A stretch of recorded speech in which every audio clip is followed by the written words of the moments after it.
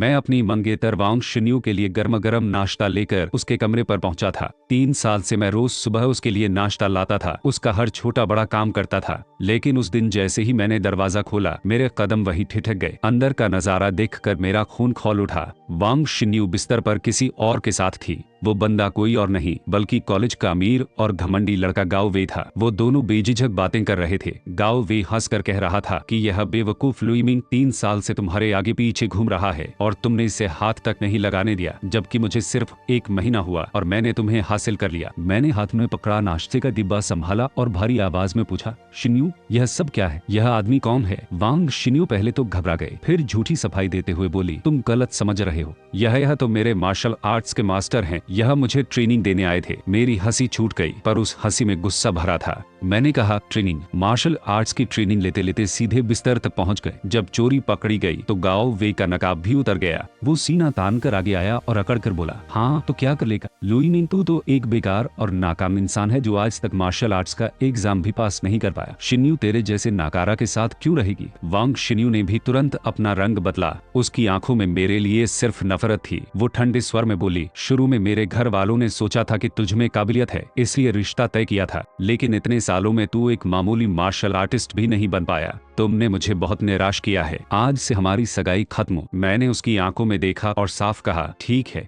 यह फैसला तुम्हारा है ना? याद रखना, बाद में पछताना मत। गाओ वे ने मुझे धक्का दिया और धमकी देते हुए बोला, हलनत्यादा नाटक मत कर। आज के बाद अगर तूने शिन्यू के आसपास मंडराने की हिम्मत भी की तो मैं तेरी जान ले लूंगा। चल भाग यहाँ से। उसने मेरे हाथ से नाश्ता छीन कर जमीन पर फेंक दिया और मुझे बाहर धकेल दिया। बाहर निकलते ही आसपास मौजूद लोग मुझे देखकर हंसने लगे। कोई कह रहा था, अरे यह वही लुई मिंग है ना जो टॉप रैंक के साथ कॉलेज में आया था। दूसरा बोला, टॉप रैंक का क्या करेंगे? इस दुनिया में तो ताकत ही सब कुछ है। यह बेवकूफ तो लड़की के चक्कर में अपनी प्रैक्टिस ही भूल गया। सच ही कहा है, पागलों की तरह पीछे भागने वालों का यही अंजाम होता है। चारों तरफ मेरी नाकामयाबी का मजाक उड़ाया जा रहा था। सब मुझे एक लाचार और बेबस आशिक समझ रहे थे। लेकिन जब वे सब जोर जोर से हंस रहे थे तब मेरे होठों पर एक रहस्यमय मुस्कान आ गई। बेवकूफ आशिक, अरे नादानो, वो तो बस मेरा एक नकाब था। जैसे ही मैं वहाँ से आगे बढ़ा, मेरे दिमाग में सिस्टम की आवाज गूंज उठी। 1000 दिनों का चेक इन टास्क आखिरकार पूरा हो चुका था। अचानक मेरे पूरे शरीर में एक असीम ताकत की लहर दौड़ गई। मेरी रगों में गजब की ऊर्जा बहने लगी और पलक झपकते ही मेरी ताकत बढ़कर 5वें लेवल का मार्शल आर्टिस्ट बन गई। दरअसल मेरा नाम लुई मिंग है। 3 साल पहले मैं समानांतर दुनिया में ट्रांसमाइग्रेट होकर आया था। इस दुनिया में सिर्फ ताकत और मार्शल आर्ट्स ही सब कुछ है।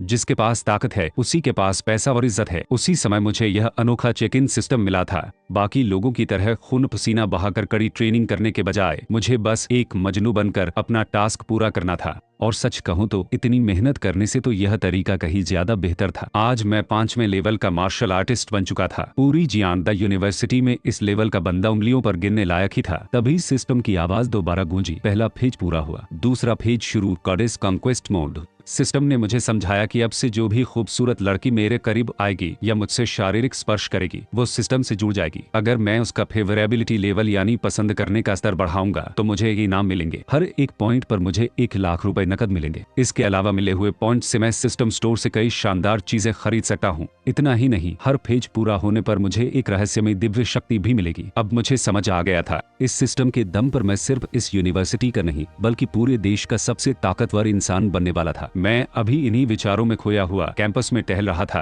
कि तभी मुझे सामने कुछ शोर सुनाई दिया। एक लड़का एक बेहद खूबसूरत लड़की का हाथ पकड़कर जबरदस्ती कर रहा था। वो लड़की और कोई नहीं बल्कि मशहूर हुआतियन ग्रुप की इकलौती वारिस हिप हिप ही थी। वो लड़का उसे परेशान करते हुए चिल्ला रहा था, मुझसे झूठ मत बोलो। अगर तुम्हारा वाकई कोई बॉयफ्रेंड है तो तुम्हारे घर वाले कल तुम्हारी शादी के लिए मीटिंग क्यों रख रहे हैं? किसी अनजान से शादी करने से बेहतर है कि तुम मेरे साथ रहो। हिप हिप ही अपना हाथ छुड़ाने की कोशिश करते हुए गुस्से में बोली, मैंने तुमसे 1000 बार कहा है कि मेरा बॉयफ्रेंड है, मुझे छोड़ो। तभी हिप हिप की नजर मुझ पर पड़ी।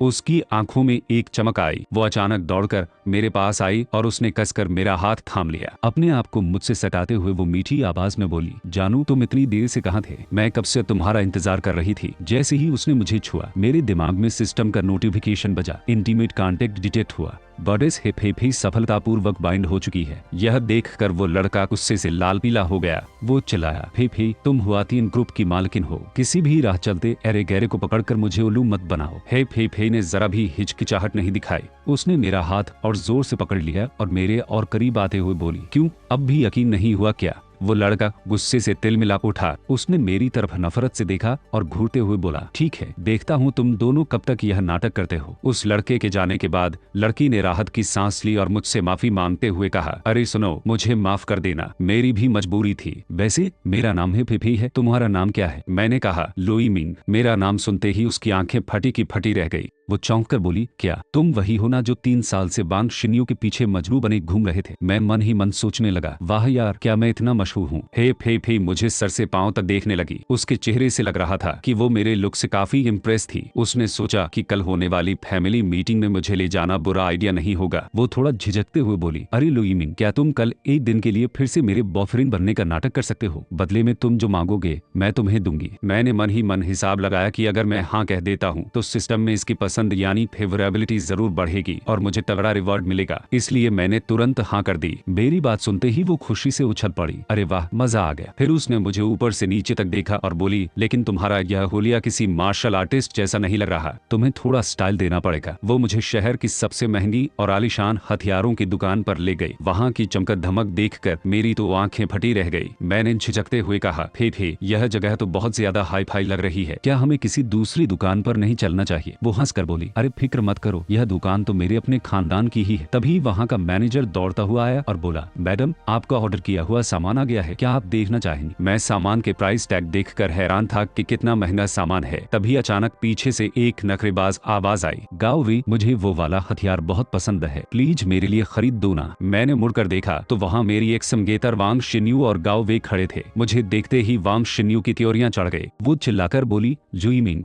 तुम्हारी हिम्मत कैसे हुई यहाँ तक हमारा पीछा करने की? मैंने तुम्हें कितनी बार कहा है कि मेरा तुमसे अब कोई रिश्ता नहीं है, तुम मेरे पीछे पड़ना बंद क्यों नहीं करते? उसकी खुदगर्जी देखकर मुझे हंसी आ गई। मैंने कहा, अरे वांग शिन्यू, जरा अपनी गलतफहमी दूर करो, क्या मैं यहाँ अपने लिए सामान खरीदने नहीं आ सकता? वांग शिन्यू ने मजाक उड़ाते हुए कहा, यह शहर की सबसे मशहूर हथियारों की दुकान है, तुम्हारे जैसा बंदा जो एक मार्शल आर्टिस्ट तक नहीं बन पाया, वो यहाँ क्या खरीदने आया है? मैंने शांत होकर कहा, किसने कहा कि मैं मार्शल आर्टिस्ट नहीं हूँ? यह सुनते ही गाओवे जोर से हंस पड़ा। उसने पास रखी ताकत नापने वाली पंचिंग मशीन पर एक जोरदार मुक्का मारा। मशीन की स्क्रीन पर 140 का स्कोर आ गया। गाओवे अपनी छाती ठोकते हुए ऐंठ कर बोला, सामान्य लोगों का स्कोर मुश्किल से 20 होता है और मेरा 140 है। मैं तीसरे लेवल का मार्शल आर्टिस्ट बनने के करीब हूँ। अगर तू मेरे स्कोर का आधा भी बना दे तो मैं मान लूंगा कि तू यहाँ सामान खरीदने आया है, वरना मैं उस मशीन को देखता ही रह गया। गाओवे मजाक उड़ाते हुए बोला, क्या हुआ, डर गया क्या? मैंने आराम से कहा, डर नहीं रहा भाई, मुझे तो बस यह फिक्र है कि कहीं यह मशीन ही न टूट जाए। मेरी बात सुनकर वांग शिन्यू और गाओवे दोनों का मजाक उड़ाने वाला ठहाका गूंज उठा। गाओवे चिढ़कर बोला, मुझे तेरे जैसे बकवास करने वाले लोग बिल्कुल पसंद नहीं, अगर औकात नहीं है तो सीधे बोल, बहाने क्यों बना रहा है? गाओवे अपनी छाती ठोक कर बोला, यह मशीन चौथे लेवल के मार्शल आर्टिस्ट का पूरा हमला सह सकती है और तेरे जैसा बंदा जो मार्शल आर्टिस्ट तक नहीं है वो इसे तोड़ेगा। मैंने हल्की सी मुस्कान के साथ पूछा, और अगर मैंने इसे तोड़ दिया तो? गाओवे घमंड में अंधा होकर बोला, अगर तूने इसे तोड़ दिया तो मैं घुटनों पर बैठकर तेरे जूते चाटूंगा। मैंने कहा, ठीक है, याद रखना कि तुमने क्या कहा है। वांग शिन्यू और गाओवे मुझे हिकारत से देख रहे थे।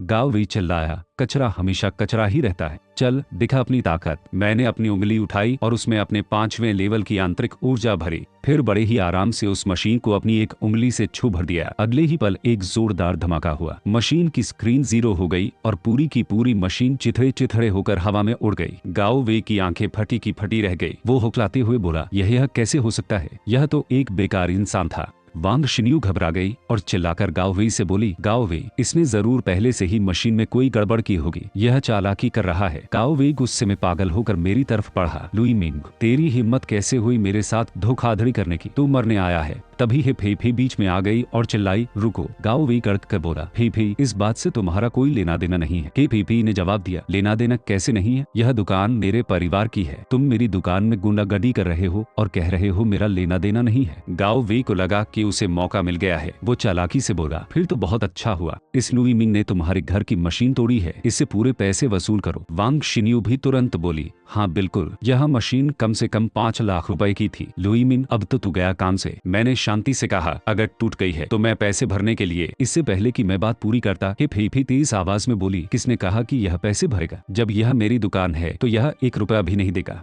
आखिर यह मेरा बॉयफ्रेंड है। यह सुनते ही गाओ वेई और वांग शिन्यू के होश उड़ गए। गाओ वेई हक्का बक्का होकर बोला, क्या मजाक है? हुआथियन ग्रुप की इकलौती वारिस के सवारा लड़के की गर्लफ्रेंड कैसे हो सकती है? मैंने मुस्कुराते हुए गाओ वेई का हाथ पकड़ा और कहा, लगता है तुम्हें यकीन नहीं हो रहा, तो सुनो, यह मेरी नई गर्लफ्रेंड है। Hip hip hip. Wang Xinyu का चेहरा शर्म से लाल हो गया। वो गाओ वेई का हाथ खींचते हुए बोली, गाओ वेई चलो यहाँ से, अब रुकने का क्या फायदा? वे दोनों खिसकने ही वाले थे कि मैंने आवाज दी, अरे रुकिए, लगता है आप अपना एक काम भूल रहे हैं। वांग शिन्यू चिढ़कर चिल्लाई, लुई मिंग, क्या तुम मर्द नहीं हो? इतनी छोटी सी बात के पीछे पड़े हो? मैंने वांग शिन्यू की तरफ देखा और कहा, अच्छा, अगर गाओ वेई शर्त पूरी नहीं कर सकता तो क्या उसकी जगह तुम जूते चाटोगे? गाओ वेई पूरी दुकान के सामने बुरी तरह अपमानित हो चुका था। उसके पास शर्त मानने के अलावा कोई रास्ता नहीं बचा था। उसने दांत भींचकर अपना सिर झुकाया और अपनी हार मानी। फिर गुस्से से हाँफते हुए चिल्लाया, अब तो खुश होना लुई मिंग, ज्यादा हवा में मत उड़ो। सेमेस्टर के फाइनल टूर्नामेंट में मैं तुम्हें देख लूंगा। यह कहते ही वो वांग शिन्यू को खींचता हुआ वहां से भाग खड़ा हुआ। उनके जाते ही हिप हिप ही ने मुस्कुराकर मुझसे कहा, अब वो जा चुके हैं, तुम मेरा हाथ छोड़ सकते हो।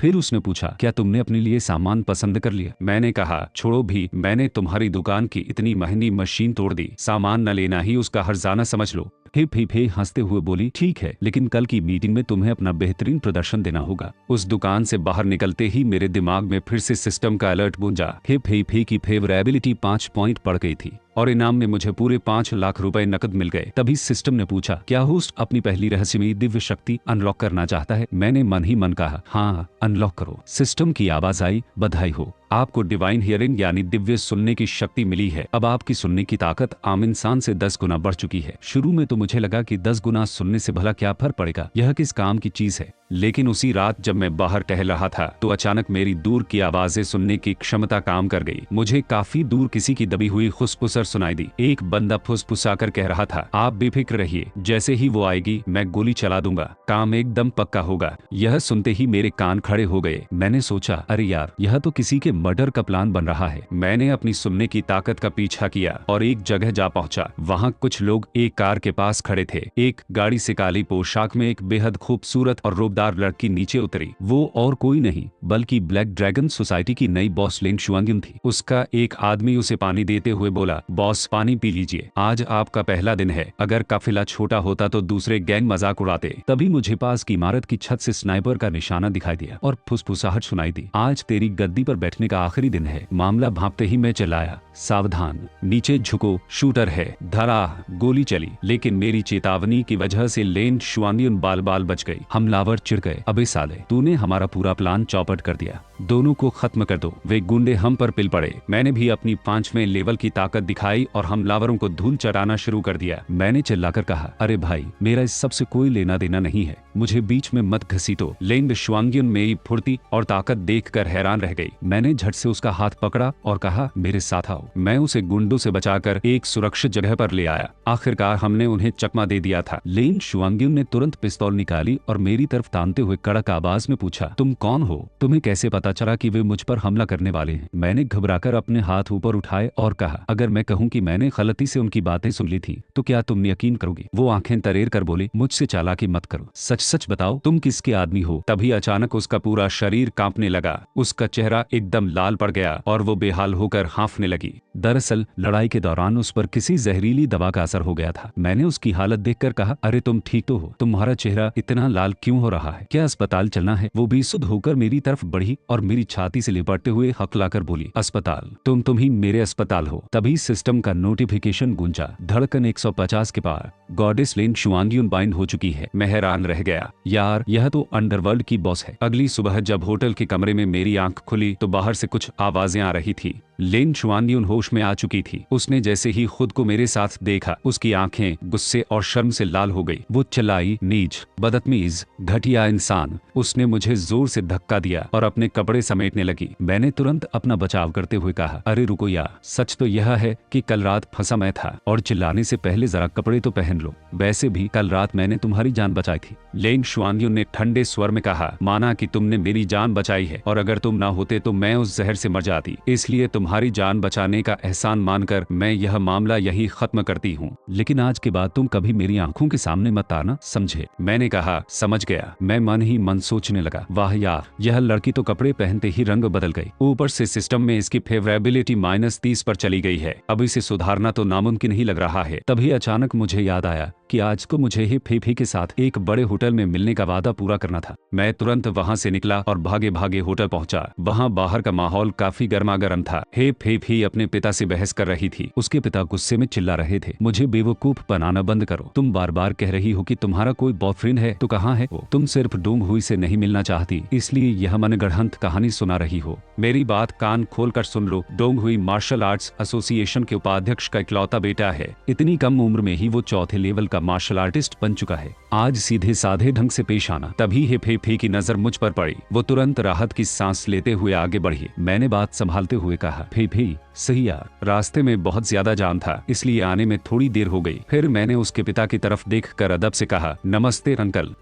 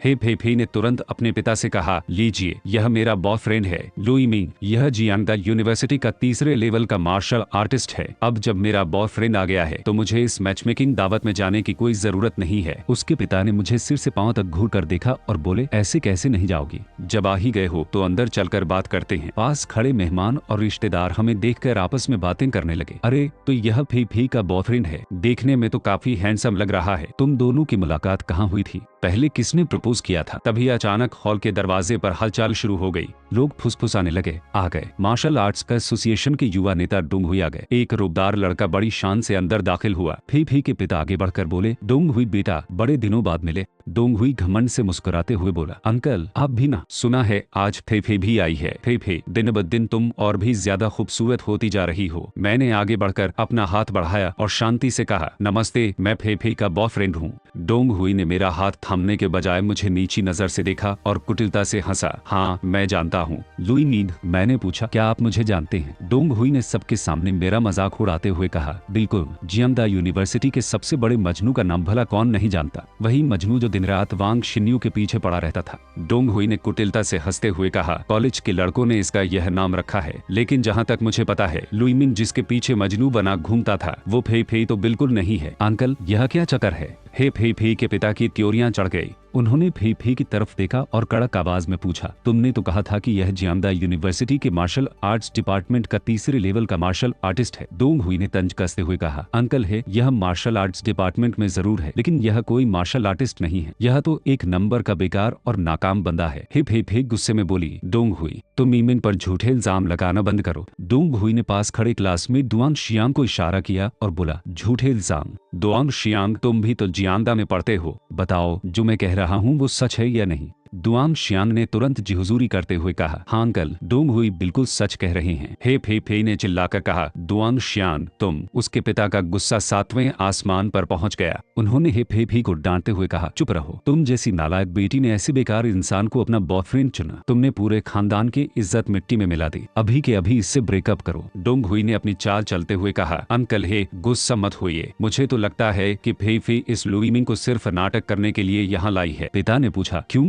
फे फे ने सीना तान कर कहा, क्योंकि मुझे अपनी पसंद की शादी करनी है। मैं इस तरह के जबरन रिश्तों के खिलाफ हूँ। उसके पिता चिल्लाए, बकवास बंद करो। डोंग हुई मार्शल आर्ट्स एसोसिएशन के उपाध्यक्ष का बेटा है, आने वाला स्टार है। इसमें क्या कमी है जो यह तुम्हें पसंद नहीं? डोंग हुई घमंड से बोला, हाँ फे फे, हम दोनों का जोड़ बिल्कुल सही है। अगर तुम मुझसे शादी करती हो तो हमारी कंपनी मार्शल आर्ट्स एसोसिएशन के साथ मिलकर काम करेगी। हमारा बिजनेस पूरे देश में फैल जाएगा और हमारी कंपनी की कीमत दोगुनी हो जाएगी। हे फे फे ने साफ कह दिया, मैं तुम्हारा पैसा छापने का जरिया नहीं हूँ। मुझे अपनी पसंद से जीने का हक है और मुझे लगता है कि लुई मिंग तुमसे कहीं ज्यादा बेहतर है। मैंने देखा कि फे फे अकेली पड़ रही थी तो मैं बीच में आया और शांति से कहा, अंकल हे फे फे बिल्कुल सही कह रही है। हर किसी को अपनी जिंदगी और अपना साथी चुनने का हक होना चाहिए। फे फे के पिता मुझ पर झपट पड़े, मेरी बेटी का मामला है, बीच में बोलने की तुम्हारी औकात कैसे हुई? डोंग हुई ने भी मेरा मजाक उड़ाते हुए कहा, हाँ बिल्कुल, लुई मिंग तेरे जैसा नाकाम बंदा यहाँ हीरो बनने की कोशिश कर रहा है। जरा शीशे में अपनी सूरत तो देख ले। मैंने उसकी आंखों में आंखें डालकर आराम से कहा, मैं तो बस सीधी सी बात कह रहा हूँ।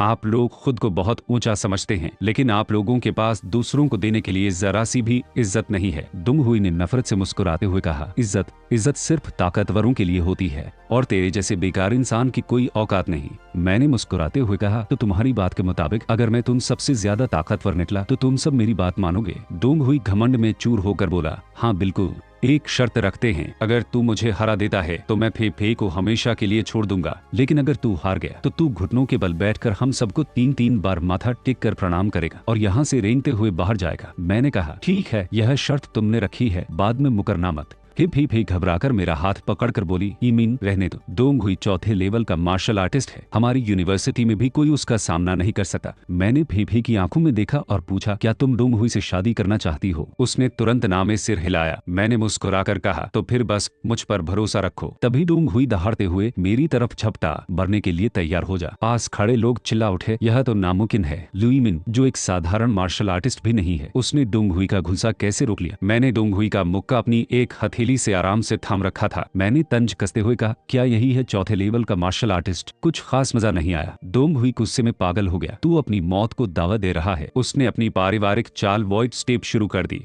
उसकी फुर्ती इतनी तेज थी कि हवा में सिर्फ उसकी परछाइयां दिख रही थी। लोग दम साधे देखने लगे, कितनी तेज चाल है। डोंग शूरवीरों की मशहूर वर्ल्ड स्टेप डोंग हुई ने इसमें महारत हासिल कर ली है। हिप हिप ही मेरी सलामती के लिए बहुत ज्यादा परेशान हो गई और चिल्लाई इमिंग। तभी अचानक मेरे दिमाग में सिस्टम की आवाज गूंजी, गॉडेस हिप हिप ही की फेवरेबिलिटी 20 पॉइंट तक पहुंच चुकी है, क्या नई शक्ति अनलॉक करना चाहते हैं? मैंने मन ही मन कहा हाँ, तुरंत अनलॉक करो। सिस्टम ने कहा आपको आई ऑफ इनसाइट यानी बारीक देखने की शक्ति मिली है। अब आपकी आंखों के सामने हर किसी की रफ्तार दोगुनी धीमी हो जाएगी। अगले ही पल मेरी आंखों के सामने डोंग हुई की वो तूफानी रफ्तार एकदम धीमी पड़ गई। वो मेरे सामने कछुए की चाल से आ रहा था। मैंने मन ही मन कहा धीमा, बहुत ही धीमा। मैंने बड़े ही आराम से उसके हमले को छकाया और उसकी पसलियों पर अपनी हथेली का एक जोरदार प्रहार कर दिया। धड़ाह, डोंग हुई सीधा जाकर दीवार से टकराया और दीवार में समा गया। उसकी पसलियां टूट चुकी थीं और वो खून की उल्टी करते हुए कराहने लगा। मैंने हार मानता हूँ। मैंने उसके पास जाकर कहा क्यों भाई, इतनी जल्दी हवा निकल गई? खैर, जब तुम हार चुकी हो तो अपनी शर्त याद रखना और फी से दूर रहना। लेकिन डोंग हुई अपनी हार बर्दाश्त नहीं कर पा रहा था। वो पागलों की तरह चिल्लाया, नहीं, यह नहीं हो सकता। मैं मार्शल आर्ट्स का महान योद्धा हूँ, मैं कैसे हार सकता हूँ? वो पीछे से मुझ पर छिपकर वार करने के लिए झपटा। मैंने ठंडे स्वर में कहा, जब तुम सीधे रास्ते नहीं सुधरोगे तो मुझे भी दया नहीं आएगी। तभी पूरे हॉल में एक भारी और रूबदार आवाज गूंजी, रुको। एक रूबदार शख्स जोरदार ऊर्जा के साथ आगे आया। वो कोई और नहीं बल्कि मार्शल आर्ट्स एसोसिएशन के उपाध्यक्ष डोंग तियानशिंग थे। लोग हक्के बक्का होकर फुसफुसाने लगे, अरे उपाध्यक्ष डोंग तियानशिंग 3 महीने पहले ही यह 7वें लेवल के मार्शल आर्टिस्ट बने हैं। इनकी ताकत पूरे शहर में टॉप 3 में आती है। डोंग हुई अपने पिता को देखते ही चिल्लाया, पापा आप आ गए, अब यह लुई मिंग नहीं बचेगा। उपाध्यक्ष डोंग तियानशिंग ने मुझ पर एक गहरी नजर डाली और बोले, यंग मैन, क्या तुम मेरे चेहरे की तरफ देखकर मेरे बेटे को छोड़ सकते हो? मैंने बेपरवाही से पूछा, मैं क्यों छोड़ूं? यह सुनते ही आसपास खड़े लोग घबराकर फुसफुसाने लगे, अरे इस लड़के का दिमाग खराब हो गया है क्या? यह मार्शल आर्ट्स एसोसिएशन के उपाध्यक्ष से बहस कर रहा है। सारे मार्शल आर्टिस्ट इनके नीचे आते हैं। मैंने कहा, तो मैं कौन सा कोई सर्टिफाइड मार्शल आर्टिस्ट हूँ? उपाध्यक्ष ने अपने गुस्से पर काबू पाते हुए कहा, तुम्हारी जो भी शर्त है साफ साफ बताओ। मैंने कहा, मेरी शर्त बहुत आसान है, अपने बेटे से कहिए कि वो आज के बाद कभी ही को परेशान न करे। उपाध्यक्ष ने तुरंत कहा, मंजूर है। डोंग हुई तड़प उठा, पापा। लेकिन उपाध्यक्ष ने उसे घूर कर डांटा, चुप रहो। डोंग हुई ने नफरत से मेरी तरफ देखा और चिल्लाया, अबे साले, तू हमारे घर के मामलों में टांग अड़ाने वाला होता कौन है? मैंने साफ कहा, मैंने पहले भी कहा था, फे को अपनी जिंदगी चुनने का हक है, कोई भी उस पर जबरदस्ती नहीं कर सकता। डोंग हुई ने दांत भींचकर फुसफुसाते हुए धमकी दी, लुई मिंग, आज तो तू बच गया, लेकिन आगे तेरा क्या हाल होगा तू सोच भी नहीं सकता। दावत खत्म होने के बाद जब मैं और फे बाहर आए तो उसने मुस्कुराते हुए कहा, इमिंग, अंदर मुझे बचाने के लिए तुम्हारा बहुत बहुत शुक्रिया। मैंने हंसकर कहा, अरे इसमें शुक्रिया की क्या बात है, यह तो मेरा फर्ज था। बस बुरा मत मानना कि मैंने तुम्हारे मंगेतर की पसलियां तोड़कर उसे दीवार में गाड़ दिया। फे के चेहरे पर एक मीठी सी रंगत आ गई। वो शर्माते हुए बोली, सच कहूं तो अगर तुम बाकी मेरे असली बॉयफ्रेंड होते तो बुरा नहीं लगता। दूसरी तरफ डोंग हुई गुस्से में अपने पिता से बहस कर रहा था, पापा आप उस लड़के के सामने पीछे क्यों हट गए? आपने वही उसका काम तमाम क्यों नहीं कर दिया? उपाध्यक्ष ने उसे जोरदार डांट लगाई, अपनी बकवास बंद कर। तू चाहता है कि मैं सबके सामने एक ऐसे लड़के पर हाथ उठाऊं जो मार्शल आर्टिस्ट तक नहीं है? अगर यह बात बाहर फैल गई तो मार्शल आर्ट्स एसोसिएशन में हमारी क्या इज्जत रह जाएगी? उन्होंने आगे कहा, वैसे भी यह समय मेरे एसोसिएशन का अध्यक्ष बनने का है, मैं इस वक्त कोई भी गलती नहीं कर सकता। लेकिन मुझे पता चला है कि वो लड़का जियांदा यूनिवर्सिटी के मार्शल आर्ट्स डिपार्टमेंट में है, वो आने वाले यूनिवर्सिटी टूर्नामेंट में जरूर हिस्सा लेगा। तब मेरे पास उसे रास्ते से हटाने के 1000 तरीके होंगे। अगले दिन जब मैं आराम से कॉलेज की क्लास में पहुंचा तो मुझे देखकर क्लास के लड़के आपस में फुसफुसाने लगे। एक लड़का तंज कसते हुए बोला, अरे वाह, वांग शिन्यू से सगाई टूटने के बाद भी बंदा कितने कूल अंदाज में घूम रहा है। तेरी जगह कोई और होता तो हफ्तों कमरे में बंद होकर रोता। मैंने उसकी तरफ देखा और कहा, मैं भला क्यों रहूंगा? डोंग शियांग ने मजाक उड़ाते हुए कहा, अब ज्यादा नाटक मत कर, वांग शिन्यू ने तुझे छोड़कर गांव वी का हाथ थाम लिया है। यह खबर पूरे कॉलेज में आग की तरह फैल चुकी है। मेरे एक दोस्त ने आकर मुझे संभाला और दिलासा देते हुए बोला, कोई बात नहीं इमिंग भाई, सिर्फ एक लड़की ही तो थी, कौन सी बड़ी बात है, तुम बस कोई गलत कदम मत उठाना। मैंने मुस्कुराकर सफाई देने की कोशिश की, अरे यार, असल में बात यह है कि मैं वांग शिन्यू के पीछे जिस वजह से पड़ा था उसने मेरी बात बीच में ही काट दी। रहने दो इमिंग भाई, सफाई मत दो, मैं भी इन सब दौरों से गुजर चुका हूँ, सब समझता हूँ। मैं मन ही मन हंस पड़ा कि इसे क्या पता मैं किस चक्कर में था। तभी टीचर ने क्लास में कदम रखा और सबको शांत कराते हुए कहा, सब लोग शांत हो जाओ। क्लास शुरू करने से पहले मैं एक नई एक्सचेंज स्टूडेंट से मिलाना चाहता हूँ। नांदू मार्शल आर्ट्स यूनिवर्सिटी की लेन शुआनजिन हमारे कॉलेज में आई हैं। यह सुनते ही पूरी क्लास में तहलका मच गया। लड़के आपस में फुसफुसाने लगे, अरे बाप रे, लेन शुआंगियम, वो तो नांदू यूनिवर्सिटी की सबसे बड़ी जीनियस है, एक लड़का डींगे मारते हुए बोला। लेन शुआंगियम नांदू यूनिवर्सिटी की पहली ऐसी स्टूडेंट है जिसने इतनी कम उम्र में इतना बड़ा मुकाम हासिल किया है। इस बार के मार्शल आर्ट्स टूर्नामेंट में उसे जीत का सबसे बड़ा दावेदार माना जा रहा है। ऊपर से वो वहाँ की 4 सबसे खूबसूरत लड़कियों में से एक है। दूसरा लड़का बोला, यार मैं तो देखने के लिए मरा जा रहा हूँ कि वो कितनी सुंदर है। एक घमंडी लड़का शेखी बघाड़ते हुए हंसा, अरे तुम जैसे लोगों के हाथ वो नहीं लगने वाले, अगर वो किसी को पसंद करेगी तो सिर्फ मेरे जैसे हैंडसम बंदे को। टीचर ने दरवाजे की तरफ देखा और कहा, लेन शुआंगियन अंदर आ जाओ। जैसे ही वो लड़की अंदर आई मेरी आंखें फटी की फटी रह गई। काली पोशाक में वही रूपदार लड़की सामने खड़ी थी। उसने शांत आवाज में कहा, मेरा नाम लेन शुआंगियन है। मेरे मुंह से अचानक निकल गया, तुम यहाँ क्या कर रही हो? टीचर ने चौंक कर पूछा, क्या तुम दोनों एक दूसरे को जानते हो? फिर टीचर ने कहा, लेन शुआंगियन तुम कोई खाली सीट देख कर बैठ जाओ। क्लास के सारे लड़के अपनी अपनी सीटें चमकाने लगे। हर कोई चिल्ला रहा था, यहाँ आओ, मेरे पास सीट खाली है। लेकिन लेन शुआंगियन ने किसी की तरफ ध्यान नहीं दिया। वो सीधी मेरी डेस्क की तरफ बढ़ी और आकर मेरे ठीक बगल में बैठ गई। यह देखते ही पूरी क्लास के होश उड़ गए। लड़के आंखें फाड़े मुझे घूरने लगे। यह क्या चक्कर है? यह तो कॉलेज का सबसे बड़ा मजनू था ना। फिर यह सबसे खूबसूरत लड़की सीधी इसी के पास आकर क्यों बैठी? टीचर ने मेज थपथपाई। सब लोग शांत, अब पढ़ाई पर ध्यान दो। मैंने धीरे से झुककर लेन शुआंगियन के कान में फुसफुसाया, अरे तुम तो अंडरवर्ल्ड की बॉस हो ना, यहाँ स्टूडेंट बनकर क्या कर रही हो? लेन शुआंगियन ने मुझे अपनी कातिलाना नजरों से घूरा और फुसफुसाकर कड़क आवाज में बोली, मेरी पहचान के बारे में किसी को एक शब्द भी मत बताना, वरना। मैंने तुरंत हाथ खड़े किए। ठीक है, मैं वादा करता हूँ किसी को नहीं बताऊंगा। वैसे भी तुम जैसी गुंडी का क्या भरोसा, कब क्या कर बैठो। मैंने झुककर लेन शुआंगियन से फुसफुसाते हुए कहा, तुम 24 घंटे तो मुझ पर नजर नहीं रख सकती ना। तभी टीचर ने अनाउंसमेंट किया, सब लोग ध्यान से सुनो। इस बार के यूनिवर्सिटी मार्शल आर्ट्स टूर्नामेंट में 2-2 खिलाड़ियों की टीम बनाकर मुकाबला होगा। हर कोई अपना जोड़ीदार चुन सकता है। यह सुनते ही हमारी क्लास का चौथे लेवल का मार्शल आर्टिस्ट दुआंग शियान तुरंत खड़ा हो गया और अकड़ कर बोला, सर मैं लेन शुआंगियन के साथ टीम बनाना चाहता हूँ। क्लास के बाकी लड़के फुसफुसाने लगे, हाँ यार, दुआंग शियान ही हमारी क्लास का सबसे ताकतवर बंदा है। इस नई सुंदरी का पार्टनर बनने की औकात सिर्फ उसी की है। लेकिन इससे पहले कि टीचर कुछ कहते, लेन शुआंगियन कड़क आवाज में बोली, मुझे यह मंजूर नहीं है, मैं इसके साथ टीम बनाऊंगी। उसने सीधे मेरी तरफ उंगली उठा दी। पूरी क्लास के होश उड़ गए। क्या लेन शुआंगियन इस मजनू लुइमिंग को अपना पार्टनर चुन रही है? क्या उसे पता नहीं कि यह बंदा कॉलेज का सबसे बड़ा नकारा है? मैं मन ही मन समझ गया कि यह मुझे अपना पार्टनर नहीं बना रही, बल्कि यह डर रही है कि कहीं मैं इसका अंडरवर्ल्ड वाला राज किसी के सामने न खोल दूं। दुआंग शियान का चेहरा गुस्से से लाल हो गया।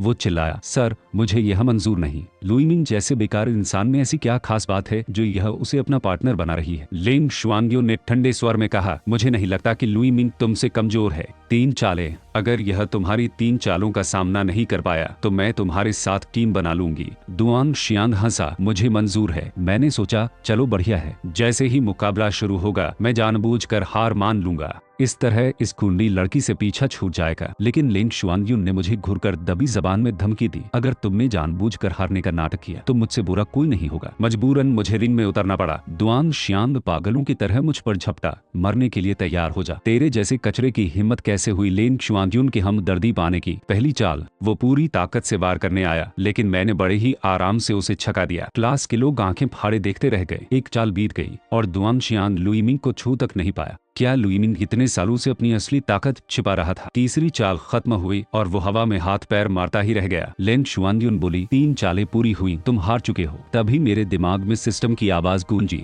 गॉडेस लेन शुआंगियन की फेवरेबिलिटी पॉजिटिव हो चुकी है। आपको विशेष सुरक्षा कवच की शक्ति आयरन क्लोथ मिली है। दुआंग शियान यकीन नहीं कर पा रहा था। वो चिल्लाया, नहीं ऐसा नहीं हो सकता। वो दोबारा मुझ पर झपटा, लेकिन मैंने एक ही झटके में उसे चित कर दिया। लड़ाई खत्म होने के बाद मैंने लेन शुआंगियन से पूछा, वैसे तुम्हारा यह एक्सचेंज स्टूडेंट वाला नाटक कितने दिन चलने वाला है? उसने कहा, 3 महीने। मैंने एक लंबी सांस ली। तभी पीछे से एक अनजान आवाज आई, क्या तुम ही लुइमिंग हो? रास्ते में कुछ आवारा गुंडों ने हमारा रास्ता रोक लिया। उनका लीडर घूरते हुए बोला, अच्छा तो तुम दोनों हो, हमें तुम्हें ठिकाने लगाने भेजा गया है। लेन शुआंगियन ने ठंडे स्वर में कहा, अगर जिंदा रहना चाहते हो तो दफा हो जाओ। गुंडा कमीनी हंसी हंसा, ओहो इस लड़की का मिजाज तो बड़ा तीखा है। अबे कचरे, तू भले ही नाकारा हो लेकिन लड़की जबरदस्त ढूंढी है। अगर यह लड़की हमारे साथ थोड़ी देर मौज मस्ती करे तो हम तुझे छोड़ देंगे। उस गुंडे ने जैसे ही हाथ बढ़ाया, अगले ही पल कड़ाक की आवाज आई और उसकी चीख गूंज उठी। लेन शुआंगियन ने एक झटके में उसकी कलाई तोड़ दी थी। बाकी गुंडे डर के मारे चीखने लगे, अरे बाप रे, यह तो डायन है, भागो यहाँ से। वे जान बचाकर भाग खड़े हुए। मैंने लेन शुआंगियन से पूछा, तुम ठीक तो हो ना? वो ऐंठ कर बोली, मैं एक मार्शल आर्टिस्ट हूँ। इन सड़क छाप गुंडों से निपटना मेरे लिए बच्चों का खेल है। मैंने मुस्कुराकर कहा, मैं तो बस इसलिए बोल रहा था ताकि तुम्हें चोट ना लगे। उसने मुझे ध्यान से देखा और बोली, तुम्हारी मार्शल आर्ट्स की बुनियाद अच्छी है, लेकिन तुम्हारे दांव पेच बहुत सीधे साधे हैं। कल से मैं खुद तुम्हें ट्रेनिंग दूंगी। मैंने हंसकर कहा, वाह, मुझे नहीं पता था कि तुम किसी की तारीफ भी कर सकती हो।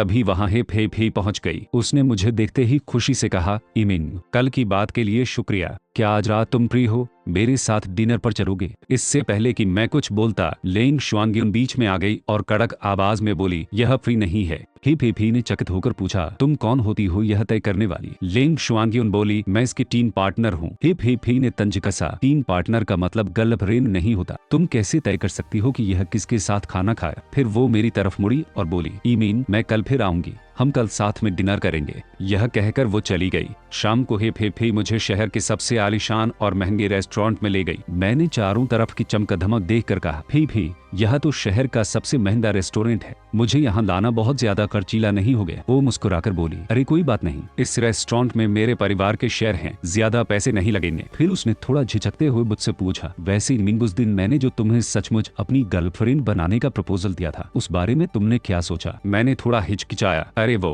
हिप हिप ही का चेहरा उतर गया, क्या तुम तैयार नहीं हो? मैंने बात संभालते हुए कहा, बात तैयार होने या ना होने की नहीं है, मुख्य बात यह है कि हमें मिले अभी कुछ ही दिन हुए हैं, मुझे लगता है कि हमें धीरे धीरे आगे बढ़ना चाहिए। हिप हिप ही ने मन ही मन सोचा कि जरूर वो दूसरी लड़की भी यमीन के पीछे पड़ी है, इसलिए मुझे और ज्यादा कोशिश करनी होगी। वो उठते हुए बोली, अच्छा, मैं जरा वॉशरूम जाकर अपने कपड़े चेंज करके आती हूँ। हम रेस्टोरेंट में बैठे ही थे कि अचानक गाओ वे वांग शिन्यू के साथ अंदर दाखिल हुआ। वो बड़े घमंड में वांग शिन्यू से कह रहा था, शिन्यू, तुम फिक्र मत करो, मैंने लुईमिन को ठिकाने लगाने के लिए गुंडे भेज दिए हैं, अब से वो कभी तुम्हारे आसपास मंडराने की हिम्मत नहीं करेगा। लेकिन जैसे ही उसकी नजर टेबल पर बैठे मुझ पर पड़ी, उसके होश उड़ गए। वो हौकलाते हुए बोला, तो तू यहाँ कैसे? मैंने तो तुझे पिटवाने के लिए आदमी भेजे थे। मैंने मजाक उड़ाते हुए कहा, लगता है तुम्हारा प्लान फेल हो गया भाई, लगता है तुम्हारे गुंडों ने तुमसे पैसे भी ले लिए और काम भी नहीं किया। गाओ वेई चिल्लाया, बकवास बंद कर, जो हाउ दूसरे लेवल का मार्शल आर्टिस्ट है, वो तुझसे कैसे हार सकता है? मैंने शांत होकर कहा, यकीन नहीं होता तो फोन करके पूछे। गाओ वेई ने तुरंत फोन लगाया, जो हाउ, मैंने तुम्हें लुईमिंग को पीटने के लिए कहा था, तुम लोगों ने क्या किया? क्या तुम सबको एक लड़की ने पीट दिया? गाओ वी ने शर्मिंदगी में फोन काटा और गुस्से में लाल पीला होकर बोला, औरत के पल्लू के पीछे छिपने वाले बेकार इंसान, आज उस लड़की के बिना मैं खुद तेरा काम तमाम करूंगा। वो चिल्लाते हुए मेरी तरफ झपटा। मैंने सोचा चलो अपनी नई तकनीक आजमाने का बढ़िया मौका है। जैसे ही वो करीब आया, मैंने बिना छुए अपनी आंतरिक ऊर्जा का एक प्रहार किया। गाओ वी पीछे जाकर गिरा। मैंने कहा, मुझे लगा था तुझ में कोई दम होगा, पर तू तो निकला फुस। लड़ाई की आवाज सुनकर रेस्टोरेंट का मैनेजर दौड़ता हुआ आया। यह क्या तमाशा है? तुम लोगों ने मेरे रेस्टोरेंट का यह हाल कर दिया, दोनों को हर्जाना भरना पड़ेगा। गाओ वी चिल्लाया, हर्जाना सिर्फ हम क्यों भरें? इसमें लुईमिन भी शामिल था। तभी वॉशरूम से कपड़े बदलकर हिप हिप ही बाहर आई और कड़क आवाज में बोली, क्योंकि यह मैं कह रही हूँ, यह रेस्टोरेंट मेरे परिवार का है और लुईमिन मेरा खास मेहमान है, वो 1 रुपया भी नहीं देगा। फिर उसने मैनेजर से कहा, मैनेजर वांग, इन दोनों के नुकसान का बिल बनाइए। मैनेजर ने हिसाब लगाकर कहा, जो लाल लकड़ी की कीमती कुर्सियां टूटी हैं, उनका बाजार भाव कम से कम 5 लाख रुपए है। यह सुनते ही गाओ वी के पसीने छूट गए। 5 लाख रुपए? मेरे पास इतने पैसे नहीं है। मैनेजर ने कहा, पैसे नहीं है तो माफी मांगो। गाओ वी वांग शिन्यू पर भड़क गया। मैं तो इसके चक्कर में पड़ा था, आधा पैसा यह भरेगी। वांग शिन्यू रूनी सूरत बनाकर मेरी तरफ देखने लगी।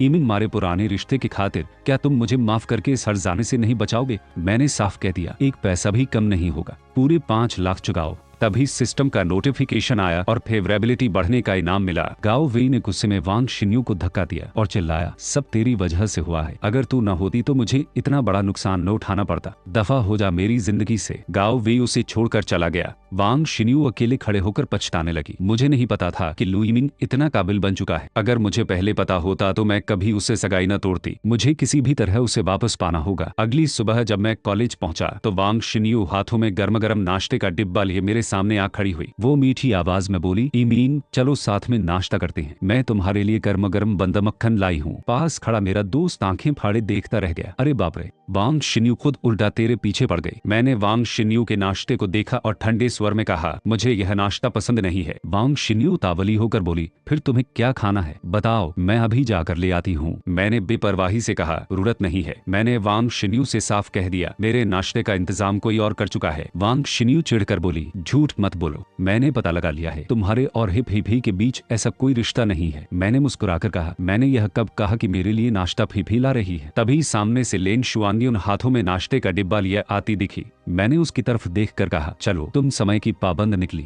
वांग शिन्यू की आंखें फटी की फटी रह गई। वो हौकलाते हुए बोली, यह कैसे हो सकता है? तुम्हारा कनेक्शन नांदू की लेन शुआंग्युन से कैसे हो सकता है? लेन शुआंग्युन ने वांग शिन्यू को अपनी ठंडी नजरों से घूरा और कड़क आवाज में बोली, यह मेरा पार्टनर है, तुम्हें कोई ऐतराज है? वांग शिन्यू के पास कहने को कुछ नहीं बचा। लेन शुआंग्युन ने मेरा हाथ पकड़ा और बोली, चलो ट्रेनिंग का समय हो गया है। मैदान में पहुंचकर उसने मुझसे 50 चक्कर काटने को कहा। अभी आधे चक्कर ही हुए थे कि मैं हांफने लगा। मैंने कहा, अब मुझसे और नहीं दौड़ा जाता, थोड़ी देर रुक जाओ। लेन शुआंग्युन बोली, अभी तो सिर्फ आधे चक्कर हुए हैं, 50 चक्कर पूरे करने हैं। तुम्हारा बेस बहुत कमजोर है। मैंने पूछा, मैं हथियार चलाना कब सीखूंगा? उसने कहा, तुम्हारी रफ्तार देखकर लगता है कम से कम 2 महीने बाद किसी असली मास्टर के सामने तुम उसकी सुरक्षा दीवार तक नहीं तोड़ पाओगे। मैंने कहा, इतना भी कमजोर मत समझो मुझे। लेन शुआंग्युन ने चुनौती दी, ठीक है, फिर अपनी ताकत दिखाओ, मैं बचाव करूंगी, तुम हमला करो। अगर तुमने मेरी सुरक्षा दीवार तोड़ दी तो आज के बाद तुम्हें दौड़ने की जरूरत नहीं पड़ेगी। मैंने कहा, ठीक है। मैंने अपनी पूरी आंतरिक ऊर्जा समेटी और अपना नया प्रहार यिन्यान कल्प्स चलाया। लेन शुआंग्युन ने अपनी प्रोटेक्टिव एनर्जी का सुरक्षा कवच बना लिया और बोली,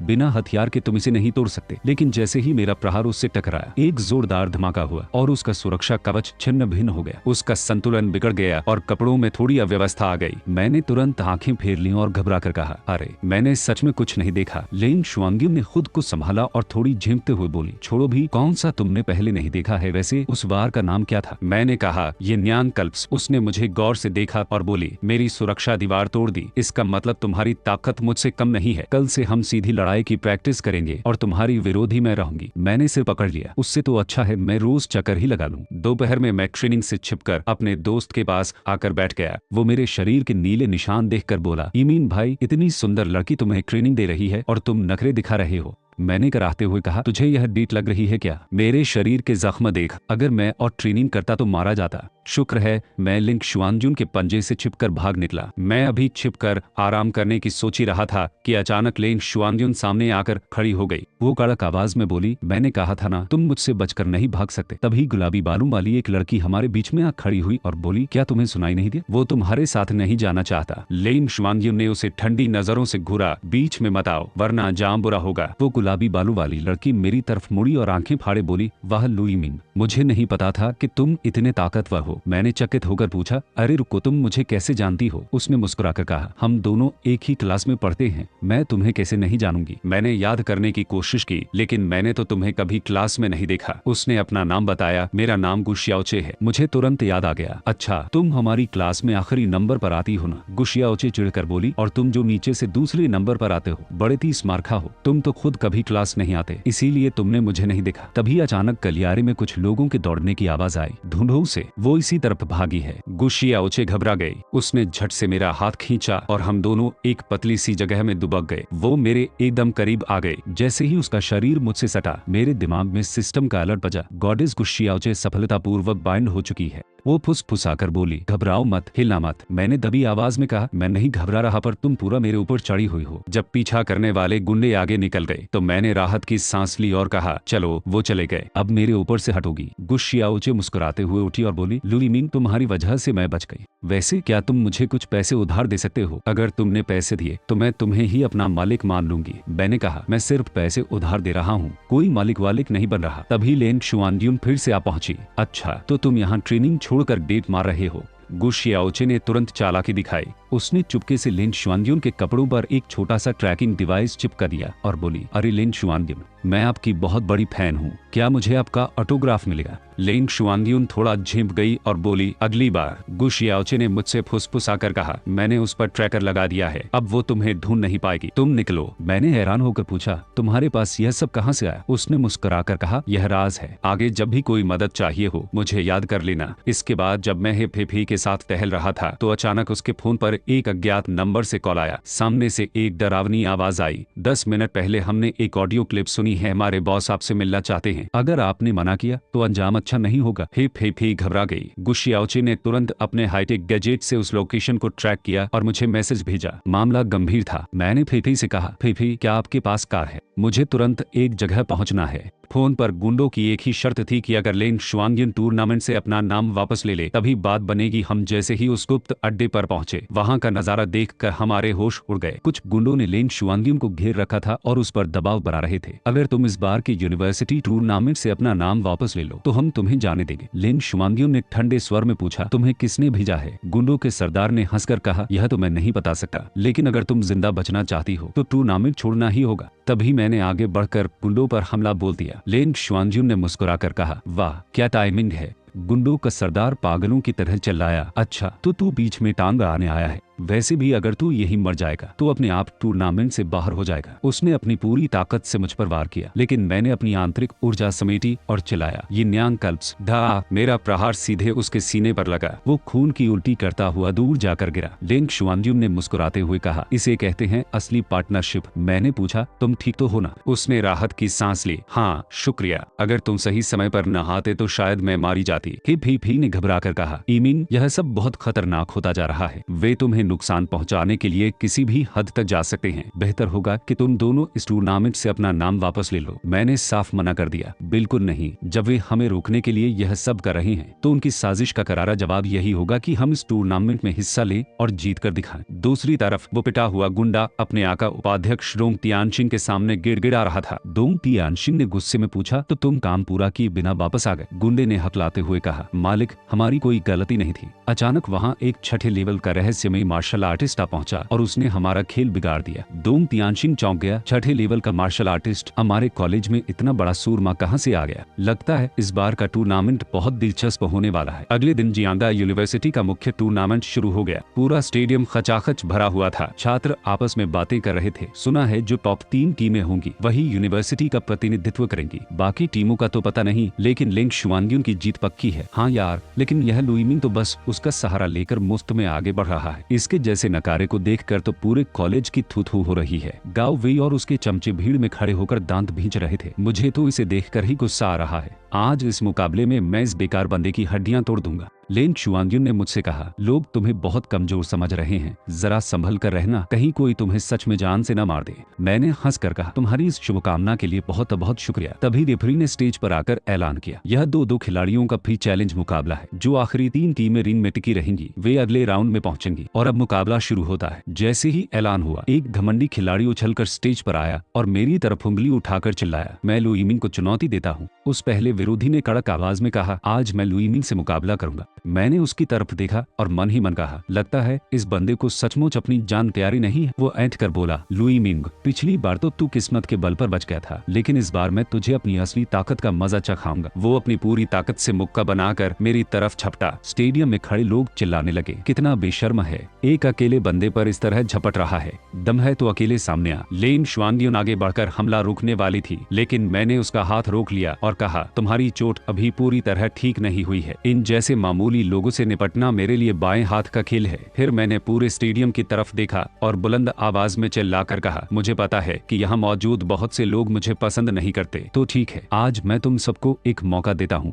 मैं अकेला तुम सबको चुनौती देता हूँ। जिसे भी लगता है कि वो मुझे हरा सकता है, सब एक साथ रिंग में आ जाओ। लेन शुआंग्युन की तरफ देखकर मैंने मुस्कुराते हुए कहा, तुम बेफिक्र रहो, मैं तुम्हें जीत दिलाकर ही रहूंगा। मेरी बात सुनते ही दर्जनों छात्र गुस्से में तिलमिला उठे। वे एक साथ मुझ पर टूट पड़े, मारो इसे। पूरे स्टेडियम में चीख पुकार मच गई, लेकिन मेरे लिए वे सब कछुए की चाल से आ रहे थे। मैंने अपनी फुर्ती दिखाई और एक एक करके सबको रिंग से बाहर फेंकना शुरू कर दिया। किसी को अपनी एक हथेली से उड़ाया तो किसी को एक ही लात में जमीन चटा दी। कुछ ही पलों में पूरा रिंग सफाचट हो चुका था। सारे दावेदार जमीन पर चित पड़े कराह रहे थे। मैदान के एक कोने में खड़ा गाओ वेई चुपके से मेरी पानी की बोतल की तरफ देखकर मन ही मन मुस्कुरा रहा था। उसने मेरी बोतल में पहले ही नशीली दवा मिला दी थी। जब मैंने लड़ाई के बीच पानी की चुस्क ली तो गाओ वेई खुशी से फूला न समाया। पी लिया, इसने पानी पी लिया, अब मेरा काम हो गया। मैंने रिंग के बीच खड़े होकर कपड़े झाड़े और बुलंद आवाज में पूछा, क्यों, कोई और है जो मुझसे लड़ना चाहता है? पूरा स्टेडियम सन्न था। रेफरी ने हैरान होकर माइक पर ऐलान किया, अगर अब कोई और दावेदार नहीं है तो लुइमिंग और लेंग शुआंग्युन की टीम को विजेता घोषित किया जाएगा। रेफरी ने फिर पूछा, क्या कोई और बचा है? तभी भीड़ को चीरता हुआ गाओ वेई रिंग में कूद पड़ा और चिल्लाया, मैं लड़ूंगा। दर्शक आपस में फुसफुसाने लगे, अरे यह तो गाओ वेई है, वही जिसने लुई मिंग की मंगेतर वांग शिन्यू को छीना था। लेकिन यह तो सिर्फ तीसरे लेवल का मार्शल आर्टिस्ट है। जब लुई मिंग चौथे लेवल वालों को चुटकियों में हरा चुका है तो यह क्या अपनी बलि देने आया है? मैंने गाओ वेई को देखकर ठंडे स्वर में कहा, गाओ वेई, लगता है पिछली बार की मार से तेरा मन नहीं भरा। गाओ वेई अपनी मिलाई हुई दवा के भरोसे घमंड से बोला, बकवास बंद कर, आज जो हारेगा वो सिर्फ तू होगा। गाओ वेई घमंड से भरकर मेरी तरफ बढ़ा, लेकिन जैसे ही मुकाबला शुरू हुआ मैंने उसे एक ही झटके में जमीन पर दे मारा। वो दर्द से बिलबिलाता हुआ चीख पड़ा, रुक जाओ, मैं हार मानता हूँ, मैं हार मानता हूँ, मैंने तंज कसते हुए कहा। बड़ा आया था मुझे हराने वाला, निकला एकदम फिसलती। गाओ वेई लंगड़ाते हुए उठा और सीधे डिपार्टमेंट के डायरेक्टर ली की तरफ देखकर चिल्लाया, डायरेक्टर साहब, मैं इसलिए नहीं हारा कि मेरी ट्रेनिंग कम थी, बल्कि इसलिए हारा क्योंकि इस लुई मिंग ने बैन की हुई नशीली दवा का इस्तेमाल किया है। यह सुनते ही पूरे स्टेडियम में सन्नाटा छा गया। मैंने कहा, यह क्या बकवास है, मैं प्रतिबंधित दवा क्यों इस्तेमाल करूंगा?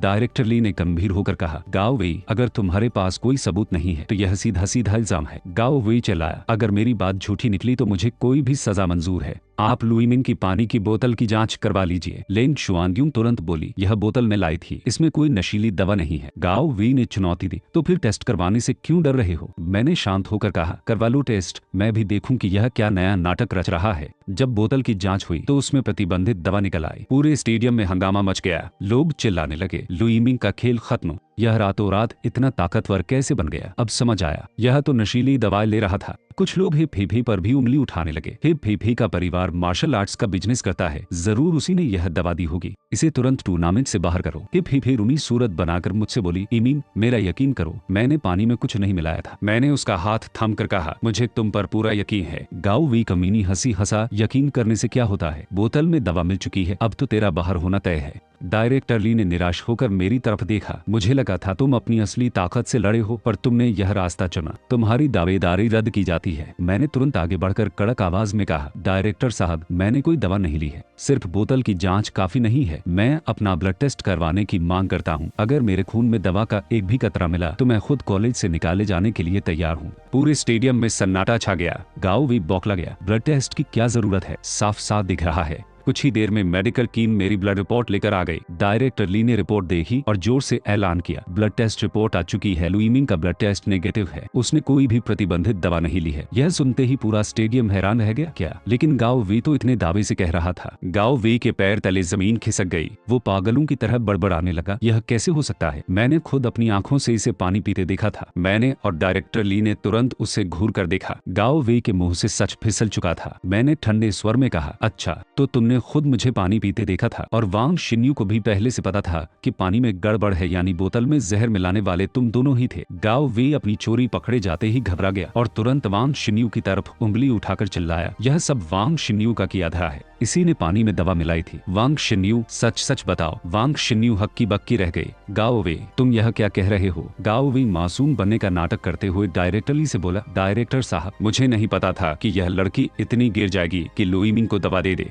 मैं इसके साथ टीम नहीं रख सकता, मैं खुद अपना नाम वापस लेता हूँ। इस लड़की को सख्त से सख्त सजा मिलनी चाहिए। भीड़ में खड़े लोग फुसफुसाने लगे, अरे बाप रे, तो जहर वांग शिन्यू ने मिलाया था। गाओ वी तो अपनी ही गर्लफ्रेंड के खिलाफ खड़ा हो गया। मैंने ठंडे स्वर में गाओ वी की तरफ देखा और कहा, तो तुम्हारा कहना है कि इस सब में तुम्हारी कोई गलती नहीं है? गाओ वे हाथ जोड़कर झूठा नाटक करने लगा, लुईमिंग भाई, इस नीच औरत ने मुझे बहका दिया था, मुझे माफ कर दो। वांग शिन्यू पागलों की तरह गाओ वे पर झपटी, कमीने, मास्टरमाइंड तो तू था। तभी भीड़ को चीरती हुई हमारी क्लास की हैकर लड़की गुस्सियाओचे अपनी स्क्रीन लेकर आगे आई और बोली, सबूत चाहिए ना? सबूत मेरे पास है। उसने अपनी डिवाइस को स्टेडियम की सबसे बड़ी स्क्रीन से कनेक्ट कर दिया। अगले ही पल स्टेडियम की विशाल स्क्रीन पर एक साफ सुथरा वीडियो चलने लगा। उसमें गाओ वे खुद मेरी पानी की बोतल में जहर मिलाता हुआ साफ दिख रहा था और वांग शिन्यू पास खड़ी होकर पहरा दे रही थी। पूरे स्टेडियम में हंगामा मच गया। गाओ वे का नकाब उतर चुका था। वो बौखलाकर वांग शिन्यू और गुशियाओचे की तरफ झपटा, मैं तुम दोनों को जान से मार डालूंगा। मैंने तुरंत आगे बढ़कर गाओ वे का हाथ पकड़ा और उसे एक झटके में पीछे धकेल दिया। मैंने गुशियाओचे से कहा, संभल कर। डायरेक्टर ली ने गुस्से में मेज पर हाथ मारा और दहाड़े, गाओ वे, सहपाठी पर झूठा इल्जाम लगाना, पानी में जहर मिलाना और कॉलेज का नाम खराब करना, मैं स्कूल की तरफ से तुम्हें और वांग शिन्यू दोनों को अभी के अभी कॉलेज से निष्कासित करता हूँ। गार्ड्स, इन्हें ले जाओ। सिक्योरिटी गार्ड्स गाओ वे और वांग शिन्यू को घसीटते हुए बाहर ले गए। डायरेक्टर ली ने मुस्कुराकर ऐलान किया, इसी के साथ यूनिवर्सिटी का यह मुकाबला खत्म होता है। हमारी यूनिवर्सिटी का प्रतिनिधित्व करने वाली मुख्य टीम होगी लुईमिंग और लेंग शुआनग्यूंग। पूरा स्टेडियम तालियों से गूंज उठा। मैंने मुस्कुराकर चारों तरफ देखा, पर मुझे गुशियाओचे कहीं दिखाई नहीं दी।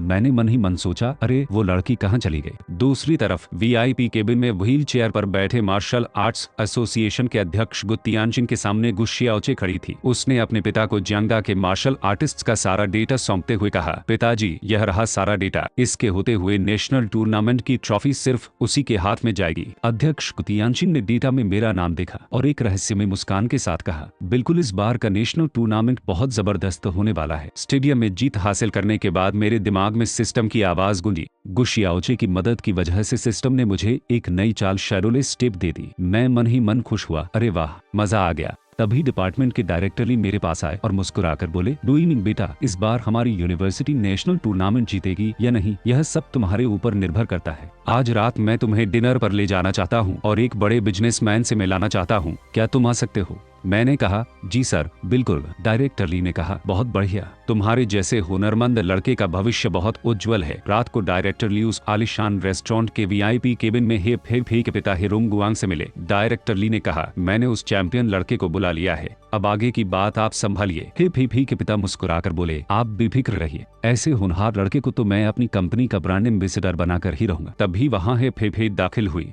वो अपने पिता को देखकर चिढ़कर बोली, पापा, आपने मुझे फिर धोखा दिया, क्या आप फिर से मुझे किसी रईसजादे से मिलाने के लिए यहाँ लाए हैं? उसके पिता ने डांटते हुए कहा, फी फी, समझो इस बात को, यह मीटिंग हमारी कंपनी के लिए बहुत जरूरी है। हे फी फी ने साफ कह दिया, मैंने आपसे पहले भी कहा था, मैं सिर्फ लुई मिन को पसंद करती हूँ। पिता का पारा चढ़ गया, तुम फिर उस आवारा लड़के का नाम ले रही हो। अगर उसने बीच में टांग न अड़ाई होती तो मेरी डील उपाध्यक्ष डोंग से पक्की हो जाती। आज चुपचाप यहाँ बैठो और जाने की बात मत करो। तभी मैंने उस वीआईपी केबिन का दरवाजा खोला और अंदर कदम रखा। शायद यही कमरा है। मुझे देखते ही हे फे फे खिल उठी। इमिंग, क्या इत्तेफाक है, तुम भी यहाँ हो? मैंने फे फे के पिता की तरफ देखकर कहा, नमस्ते अंकल। हे फे फे के पिता का चेहरा गुस्से से लाल हो गया। वो चिल्लाए, फिर आ गए तुम? इत्तेफाक का नाटक करना बंद करो। तुम्हारी हिम्मत कैसे हुई यहाँ तक हमारा पीछा करने की? तुम मेरी बेटी के लायक बिल्कुल नहीं हो, यहाँ से दफा हो जाओ। मैंने आराम से कहा, अंकल, मुझे तो किसी ने इस केबिन में डिनर पर बुलाया है, मैं क्यों जाऊँ? पिता ने मजाक उड़ाते हुए कहा, क्या बकवास कर रही हो? डायरेक्टर ली ने तो यूनिवर्सिटी टूर्नामेंट के चैंपियन को बुलाया है। क्या तुम्हारे जैसा नकारा इंसान चैंपियन हो सकता है?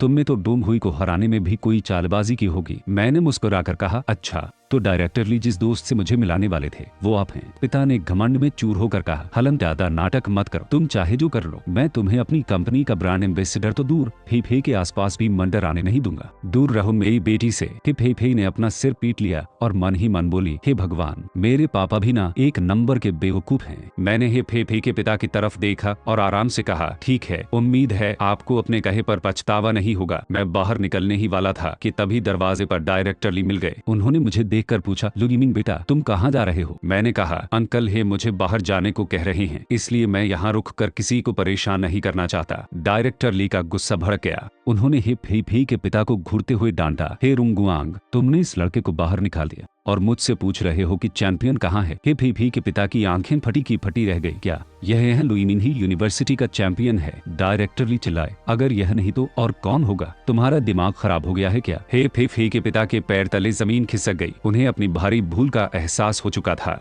वो बदहवास होकर मेरे पीछे भागे। लुईमिन बेटा रुको। उन्होंने तुरंत हाथ जोड़कर माफी मांगी। मुझसे बहुत बड़ी गलती हो गई। मैं अपनी आंखों के सामने खड़े हीरे को पहचान नहीं पाया। मुझे माफ कर दो। मैंने हे फे फे की तरफ देखा और कहा, फे फे की खातिर मैं यह बात यही भूल जाता हूँ। उन्होंने उतावले होकर पूछा, तो हमारी कंपनी के ब्रांड एम्बेसडर वाली बात का क्या हुआ? मैंने मन ही मन सोचा कि फे फे को उसके परिवार के दबाव से आजाद कराने का यह सबसे अच्छा मौका है। मैंने कहा, मैं इस पर सोचूंगा, लेकिन मेरी एक शर्त है। आज के बाद आप फे फे पर किसी भी जबरदस्ती के रिश्ते का दबाव नहीं बनाएंगे। उसका साथी चुनने का हक सिर्फ उसका होगा। हे फे फे के पिता खुशी से उछल पड़े, मंजूर है, मुझे इससे ज्यादा खुशी और क्या होगी। फिर उन्होंने फे फे को इशारा किया और कहा, फे फे तुम लुईमिन से बातें करो, हम जरा काम निपटा कर आते हैं। उनके जाने के बाद हे फे फे ने शर्माते हुए मुझसे पूछा, इमिंग, जो बात तुमने अभी मेरे पापा से कही, क्या तुम सचमुच सीरियस थे? मैंने कहा, हाँ बिल्कुल, मैं तो खुद सोच रहा था कि तुमसे अपने दिल की बात कैसे कहूँ, पर तुमने तो पहले ही बात उठा दी। हे फे फे चौंक कर बोली, दिल की बात? मुझे तुरंत एहसास हुआ कि उसने मेरी बात का गलत मतलब निकाल लिया है। मैंने घबराकर कहा, अरे नहीं नहीं,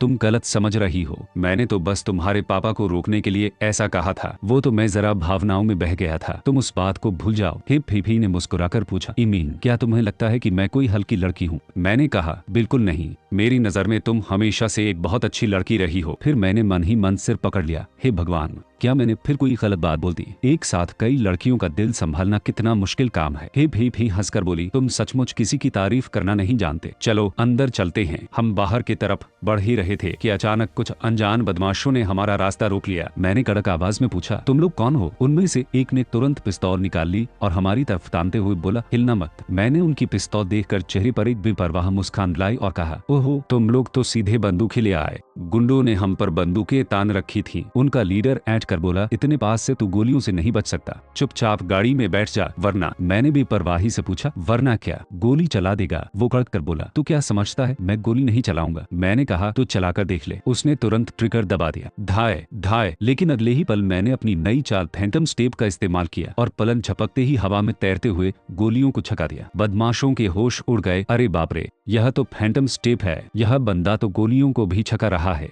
भागो यहाँ से। वे डर के मारे अपनी गाड़ी में बैठकर भाग खड़े हुए। मैंने मुस्कुराते हुए मन ही मन कहा, भागो भागो, लेकिन बेवकूफ हूँ, मुझे पता था तुम भागोगे, इसीलिए मैंने पहले ही गुशियाओचे का ट्रैकर तुम्हारी गाड़ी पर चिपका दिया था। मैंने ट्रैकर की मदद से उनकी लोकेशन का पीछा किया और सीधे उनके गुप्त अड्डे पर पहुंच गया। अंदर उनका वाइस बॉस अपने गुंडों को डांट रहा था। निकम्मे, एक लड़के को भी उठाकर नहीं ला सके। पिटा हुआ गुंडा हतलाते हुए बोला, मालिक वो लड़का इंसान नहीं है, उसकी रफ्तार इतनी तेज है कि बंदूक की गोलियां भी उसे नहीं छू पाईं। वाइस बॉस ने उसे एक जोरदार थप्पड़ मारा। गधे, ग्राहक को वो लड़का जिंदा चाहिए था, तूने गोली क्यों चलाई? लगता है मुझे खुद जाना पड़ेगा। मैंने केबिन में कदम रखा और आराम से कहा, कहाँ जाओगे? मैं तो ही हूँ। वे सब चौंक गए। मैंने पूछा, वैसे तुम लोगों को किस ग्राहक ने मुझे पकड़ने का ठेका दिया है? नाम बताओगे? वाइस बॉस ने पिस्तौल निकालते हुए कहा, तेरी मौत के बाद पता चलेगा। मैंने अपनी ताकत दिखाई और पलक झपकते ही उस वाइस बॉस और उसके सारे गुंडों को पीट पीट कर जमीन पर लिटा दिया। मैंने कपड़े झाड़े और तंज कसा, बस इतना ही। तुम लोग तो मेरी ट्रेनिंग पार्टनर लेंग शुआंग्युन के सामने आधे भी ताकतवर नहीं हो।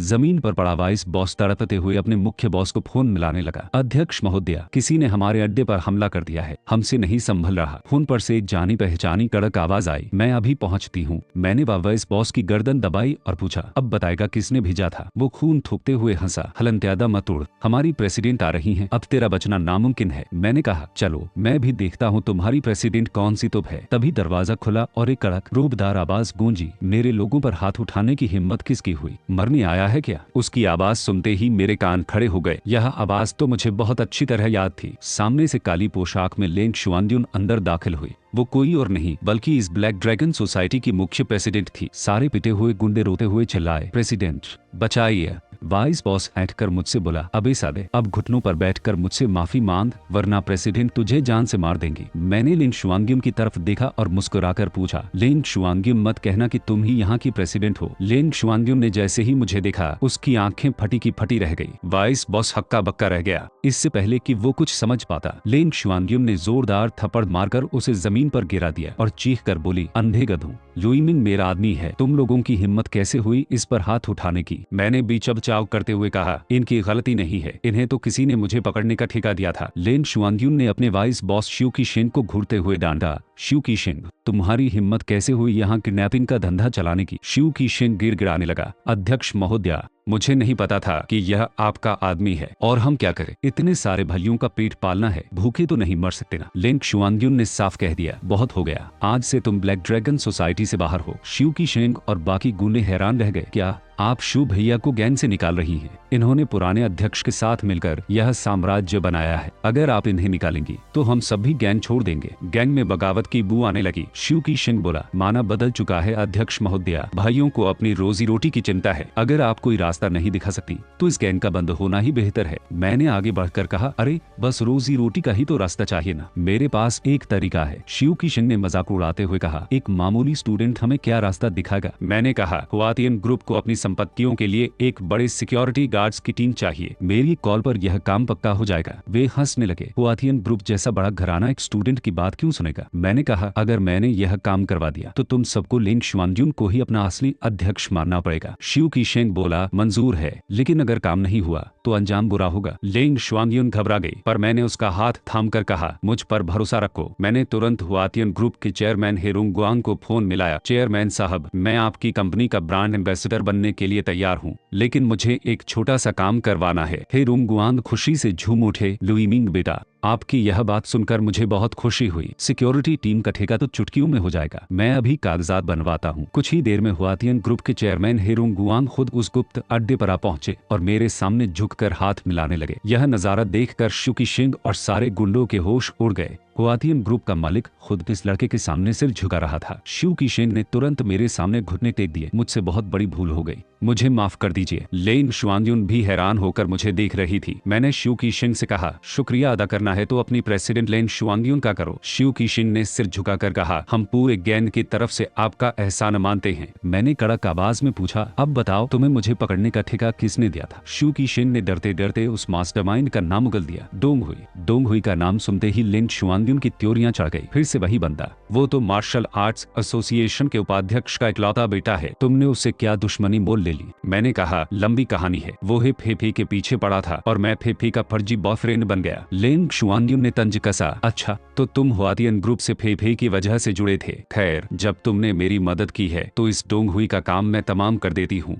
मैंने मुस्कुराकर कहा, जरूरत नहीं है, मेरे पास उससे निपटने का एक बेहतर प्लान है, बस तुम लोगों की थोड़ी मदद चाहिए। अगली रात डोंग हुई अपने गुप्त तहखाने में बैठा शराब पी रहा था। तभी उसके गुंडों ने आकर कहा, मालिक आपका माल आ गया है, तहखाने में पहुंचा दिया है। डोंग हुई कमीनी हंसी हंसा, बहुत बढ़िया, आज रात मजा आएगा। गुंडे ने चेताया, मालिक वो जियांगदा यूनिवर्सिटी का चैंपियन है, अगर उसे कुछ हुआ तो उपाध्यक्ष साहब मुश्किल में पड़ जाएंगे। डोंग हुई बोला, चुपचाप दरवाजा बंद करो, इस गुप्त जगह का किसी को पता नहीं चलेगा। डोंग हुई अकड़ता हुआ तहखाने में घुसा जहाँ मैं उसका इंतजार कर रहा था। वो चिल्लाया, कचरे, तेरी हिम्मत कैसे हुई मेरी पसंद की लड़की पर डोरे डालने की? आज तू मेरे हाथे चढ़ गया है। यह जगह इतनी गुप्त है कि अगर मैं तुझे पीट पीट कर मार भी दूं तो किसी को कानो कान खबर नहीं होगी। वो झपट कर मुझ पर हमला करने आया, लेकिन मैंने एक ही झटके में उसे दबोच लिया और जमीन पर पटक दिया। मैंने मुस्कुराकर पूछा, क्यों भाई, क्या हुआ? अभी तो कह रहे थे यह जगह बहुत गुप्त है। अभी सुबह उपाध्यक्ष डोंग तियानशिन अपने आदमियों के साथ वहाँ पहुँचे और चिल्लाए, यह नालायक बेटा दिन दहाड़े तहखाने में किसे पीट रहा है? आदमी बोला, मालिक छोटे साहब तो अक्सर 3-4 घंटे में बाहर आ जाते हैं, पर आज तो पूरी रात हो गई। जैसे ही उन्होंने तहखाने का दरवाजा खोला, अंदर से डोंग हुई अधमरा होकर बाहर गिरा। उसका चेहरा सूजा हुआ था और हड्डियां टूट चुकी थी। वो रोते हुए चिल्लाया, पापा मुझे बचा लो। उपाध्यक्ष डोंग तियानशिन का खून खौल उठा, बेटे किसने किया तेरा यह हाल? डोंग हुई रोते हुए हकलाया, लुइमिंग ने। डोंग तियानशिन पागलों की तरह दहाड़े, लुइमिंग मैं तेरी बोटी बोटी काट दूंगा। अगले दिन जब मैं ट्रेनिंग ग्राउंड में आराम कर रहा था तो हे फी मेरे लिए अपने हाथों से बना खाना लेकर आई। वो मीठी आवाज में बोली, इमीन मुंह खोलो, मैंने खुद अपने हाथों से बनाया है।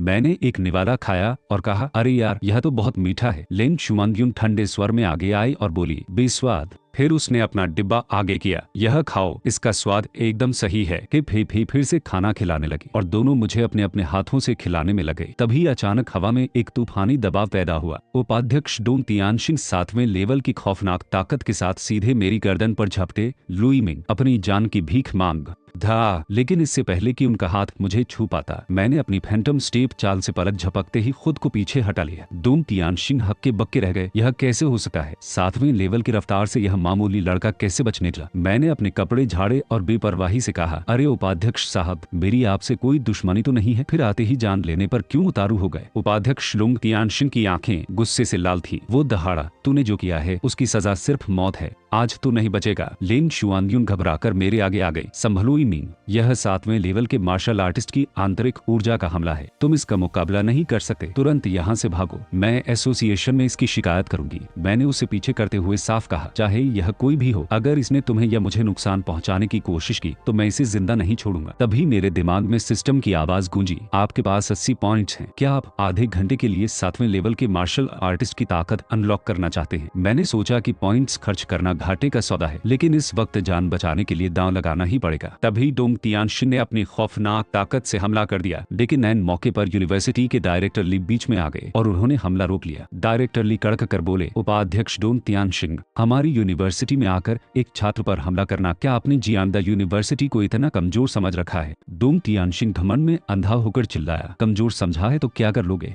आज अगर मार्शल आर्ट्स एसोसिएशन का अध्यक्ष भी आ जाए तब भी मैं इस लड़के की जान लेकर रहूंगा, जो बीच में आएगा वो मारा जाएगा। तभी अचानक पूरे मैदान में एक भारी और गूंजती हुई आवाज छाई, रुक जाओ। भीड़ चीरती हुई एक व्हीलचेयर आगे आई, उस पर एक रोबदार बुजुर्ग बैठे थे। पूरा मैदान सन्न रह गया। लोग फुसफुसाने लगे, अरे यह तो अध्यक्ष गु तियानशिन हैं, मार्शल आर्ट्स एसोसिएशन के असली अध्यक्ष। 10 साल पहले एक हादसे में अपने पैर गंवाने से पहले यह 8वें लेवल के महान मार्शल मास्टर थे। अध्यक्ष गु तियानशिन को देखकर डोंग तियानशिन के पसीने छूट गए। वो अपनी टोन बदलकर हकलाया, अध्यक्ष महोदय, आप गलत समझ रहे हैं। इस लड़के ने मेरे बेटे को मेरे ही घर में घुसकर अधमरा कर दिया था। मैं तो बस इंसाफ मानने आया था। मैंने तुरंत कहा, क्या बकवास है, मुझे तो यह भी नहीं पता कि आपका घर कहाँ है, मैं वहाँ जाकर आपके बेटे को कैसे मारूंगा? लिन शुआनयुन और गु शियाओचे ने भी गवाही दी, बिल्कुल झूठ, इसके बेटे ने किडनैपिंग की साजिश रची थी और लुई मिंग ने सिर्फ लोगों की जान बचाई थी। अध्यक्ष गु तियानशिन ने मेरी तरफ देखा और चेहरे पर एक हल्की सी मुस्कान लाते हुए बोले, मुझे मेरी बेटी शियाओचे ने मदद के लिए फोन किया था, इसीलिए मैं आया हूँ। लगता है मेरी बेटी तुम्हें बहुत मानती है। फिर उन्होंने डोंग तियानशिन को अपनी 8वें लेवल की कड़क नजरों से घूरा और बोले, और डोंग, अब और तमाशा मत करो, चुपचाप यहाँ से निकल जाओ। अध्यक्ष गु तियानशिन के खौफ और रुतबे के आगे डोंग तियानशिन की एक न चली। वो दांत भींचकर वहाँ से खिसक गया। मैंने चकित होकर गु शियाओचे की तरफ देखा और पूछा, अरे तुमने मुझे पहले क्यों नहीं बताया कि तुम्हारे पिता ही मार्शल आर्ट्स एसोसिएशन के अध्यक्ष हैं? गु शियाओचे ने मुस्कुराकर कहा, तुमने मुझसे कभी पूछा ही नहीं। डायरेक्टर ली भी हैरान थे। गु शियाओचे ने तुरंत उनसे फुसफुसाकर कहा, डायरेक्टर साहब, मेरी पहचान किसी को मत बताइएगा, मेरे मार्शल आर्ट्स के नंबर वैसे ही बहुत कम आते हैं, बात बाहर फैली तो मेरे पापा की इज्जत नीलाम हो जाएगी। डायरेक्टर ली ने कहा, ठीक है, बात गुप्त ही रहेगी। मैंने गु शियाओचे की तरफ देखकर कहा, मार्शल आर्ट्स में नंबर कम है तो क्या हुआ, तुम्हारे पास अपनी खूबियां हैं, तुम्हारी हैकिंग और हाईटेक गैजेट्स की ताकत किसी भी मार्शल आर्टिस्ट से कम नहीं है। गु शियाओचे का चेहरा खुशी से खिल उठा, लुई मिंग, क्या तुम मेरी तारीफ कर रहे हो? तभी मेरे दिमाग में सिस्टम की आवाज गूंजी, गॉडेस गु शियाओचे की फेवरेबिलिटी 10 पॉइंट बढ़ गई है। 7वें लेवल का मार्शल आर्टिस्ट बनने के लिए सिर्फ 30 पॉइंट्स और चाहिए। मैं मन ही मन झूम उठा, अरे वाह, सिर्फ 30 पॉइंट्स और फिर मैं सीधे 7वें लेवल पर पहुंच जाऊंगा। दूसरी तरफ पिटा हुआ डोंग हुई अपने पिता उपाध्यक्ष डोंग तियानशिन से शिकायत कर रहा था, पापा, आपने उस आवारा लड़के को ऐसे ही छोड़ दिया। उपाध्यक्ष ने उसे डांटते हुए कहा, नालायक, अगर एसोसिएशन को पता चल जाता कि तुमने किडनैपिंग के लिए ब्लैक ड्रैगन सोसाइटी को सुपारी दी थी तो मैं भी तुम्हें नहीं बचा पाता। अब जो भी बदला लेना है तुम्हें नेशनल टूर्नामेंट की रिंग में ही लेना होगा। फिर उन्होंने एक रहस्यमयी लाल गोली निकाली और बोले, यह विदेश से मंगवाई गई बेहद महंगी ताकतवर दवा है, इसे खाते ही थोड़े समय के लिए तुम्हारी ताकत 6ठे लेवल के मार्शल आर्टिस्ट जैसी हो जाएगी। डोंग हुई की आंखों में हैवानियत तैर गई। 6ठे लेवल का मार्शल आर्टिस्ट, पूरे टूर्नामेंट में किसी के पास इतनी ताकत नहीं होगी। पापा, आप बेफिक्र रहिए, मैं उस लुई मिंग को तड़पा कर मारूंगा। उधर वीआईपी केबिन में अध्यक्ष गु तियानशिन अपनी बेटी गु शियाओचे से बात कर रहे थे। अच्छा, तो वो लुई मिंग वही लड़का है जिसने उस दिन तुम्हें गुंडों से बचाया था? गु शियाओचे ने शर्माते हुए कहा, हाँ पापा,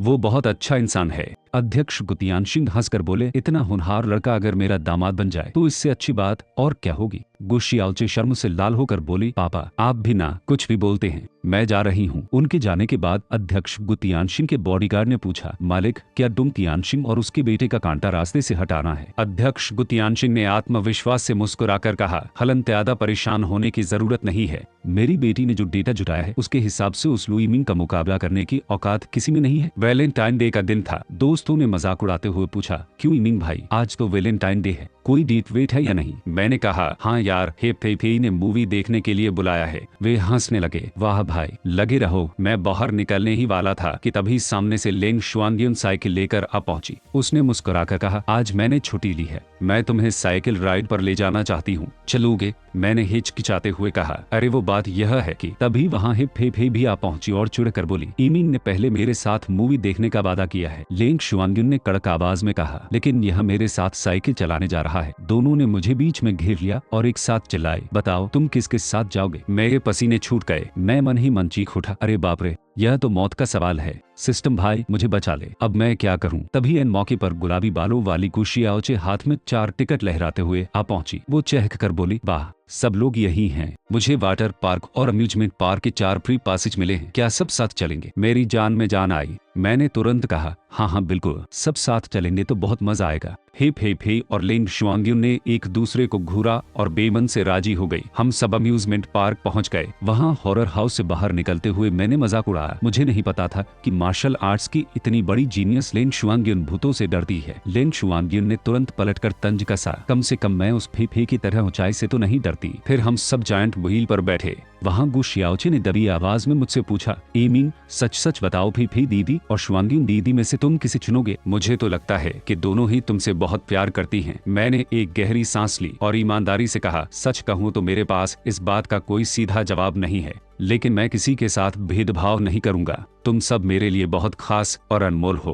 गु शियाओचे का चेहरा शर्माकर लाल हो गया। वो फुसफुसाकर बोली, इसका मतलब मेरे लिए भी अभी मौका बचा है। फिर वो मुस्कुराई, वैसे ऐसी मीठी बातें सिर्फ तुम ही कर सकते हो। तभी अचानक मेरे दिमाग में सिस्टम की गूंज सुनाई दी, बधाई हो, गॉडेस फेवरेबिलिटी 120 पॉइंट तक पहुंच चुकी है। 7वें लेवल का martial artist upgrade pack unlock हो चुका है। मैं मन ही मन झूम उठा, अरे वाह, इन लड़कियों की खुशी से मेरा फेवरेबिलिटी स्कोर इतना बढ़ गया। मैंने बिना देर की कहा, सिस्टम तुरंत अपग्रेड करो। अगले ही पल मेरे शरीर में असीम ऊर्जा समा गई और मैं सीधे 7वें लेवल का मार्शल आर्टिस्ट बन गया। अब मेरे अंदर ऐसा आत्मविश्वास था कि उपाध्यक्ष रोंग तियानशिन जैसा 7वें लेवल का योद्धा भी मेरा बाल उखाड़ा नहीं सकता था। मैंने मुस्कुराकर मन ही मन कहा, अब तो इस नेशनल मार्शल आर्ट्स टूर्नामेंट की ट्रॉफी सिर्फ मेरी होगी। नेशनल मार्शल आर्ट्स टूर्नामेंट का बड़ा दिन आ चुका था। डायरेक्टर ली ने सभी खिलाड़ियों को जोश दिलाते हुए कहा, इस टूर्नामेंट में हिस्सा लेना हर मार्शल आर्टिस्ट का सपना होता है। जियांदा यूनिवर्सिटी के प्रतिनिधि होने के नाते आप सबको अपनी पूरी ताकत लगा देनी है। फिर उन्होंने मेरी और लेंग शुआनग्युन की तरफ देखकर कहा, तुम दोनों को हर हाल में ट्रॉफी जीत कर लानी है। मैंने मुस्कुराकर कहा, अरे सर बेफिक्र रहिए, ट्रॉफी तो समझो हमारे हाथ में ही है। डायरेक्टर ली ने मुझे डांटा, रालेन शुआनग्युन से कुछ सीखो, देखो वो कितनी विनम्र है। मैंने तज कसा, सर सच कहूँ तो जियांदा में मेरे सामने टिकने की औकात किसी की नहीं है। डायरेक्टर ली बोले, हलन ज्यादा हवा में मत उड़ो, यहाँ देश भर के चुनिंदा सूरमा आए हैं। तभी मेरी नजर दूर खड़े डोंग हुई पर पड़ी। वो कुटिलता से मुस्कुरा रहा था। मैंने मन ही मन सोचा, अजीब बात है, इतने गंभीर जख्म होने के बावजूद यह बंदा इतनी जल्दी ठीक कैसे हो गया, और इसके शरीर से एक अजीब सी खौफनाक गंध आ रही है। लेंग शुआनग्युन ने भी उसे देखा और फुसफुसाकर कहा, संभल कर रहना, मामला कुछ गड़बड़ लग रहा है। मैंने कहा, फिक्र मत करो, वो चाहे जो कर ले, मेरा मुकाबला नहीं कर सकता। आखिर उसे क्या पता कि मैं अब 7वें लेवल का मार्शल आर्टिस्ट बन चुका हूँ। तभी भीड़ में एक हैंडसम खिलाड़ी की एंट्री हुई। लड़कियां उसे देखकर आहें भरने लगी। डायरेक्टर ली ने बताया, वो अध्यक्ष गु तियानशिन का सबसे खास शिष्य है, जो विदेश से खास इस टूर्नामेंट के लिए आया है। मैंने अपनी दिव्य नजर से उस बंदे को देखा तो चौंक गया। उसके शरीर के अंदर एक बहुत ही काली और जहरीली ऊर्जा बह रही थी। मैंने सोचा, यह बंदा दिखने में जितना सीधा है, अंदर से उतना ही खतरनाक लग रहा है। तभी लाउड स्पीकर पर ऐलान हुआ, अध्यक्ष महोदय की तरफ से मैं 43वें नेशनल मार्शल आर्ट्स टूर्नामेंट के आगाज की घोषणा करता हूँ। पूरा स्टेडियम तालियों से गूंज उठा। मैंने अपना ड्रॉ कार्ड देखा, उस पर 56 नंबर लिखा था। मैंने सोचा, देखते हैं पहले दौर में मेरा विरोधी कौन बनता है। तभी लेंग शुआनग्युन मेरे सामने आकर खड़ी हो गई और बोली, तुम्हारा पहला विरोधी कोई और नहीं बल्कि कि मैं हूँ। चलो आज तुम्हारी ट्रेनिंग का टेस्ट लेते हैं। यह सुनते ही दर्शकों में हड़कंप मच गया। क्या लुई का मुकाबला सीधे लिन शुआंगिन से? जियांदा के दो सबसे बड़े धुरंधर पहले ही राउंड में टकरा गए। अब तो एक का बाहर होना तय है। दूसरी तरफ डोंग हुई बैकस्टेज अपने गुंडों पर चिल्ला रहा था, सालों मैंने तुम्हें इतने पैसे दिए थे ताकि मेरा मुकाबला लुई मिंग से तय हो, तुमने यह गड़बड़ कैसे की? गुंडा कांपते हुए बोला, मालिक हमने गड़बड़ नहीं की, यह बदलाव खुद बड़े साहब ने करवाया है। डोंग हुई दूर से मुझे देखकर चिल्लाया, लुई मिंग गलती से भी बाहर मत होना, मैं खुद अपने हाथों से तेरी हड्डियां तोड़ने का इंतजार कर रहा हूँ। लेंग शुआंगियन ने मेरी तरफ देखा और बोली, लगता है यहाँ कोई भी तुम्हें पसंद नहीं करता। मैंने मुस्कुराकर कहा, शायद लोग मेरी खूबसूरत से जलते हैं। लेंग शुआंगियन ने कहा, आपस में सीधे लड़ने से हम दोनों को चोट लग सकती है, बेहतर होगा हम अपना पुराना तरीका अपनाएं। तुम हमला करो, मैं बचाव करूंगी। अगर तुम एक चाल में मेरी सुरक्षा दीवार तोड़ दो तो तुम जीत जाओगे। मैंने कहा, सोच लो, इस बार मैं अपनी पूरी ताकत इस्तेमाल करूंगा। अगले ही पल मैंने अपनी 7वें लेवल की तूफानी रफ्तार दिखाई। मैं इतनी तेजी से आगे बढ़ा कि हवा भी थम गई। मेरा हाथ सीधे उसके सीने के पास जाकर रुक गया।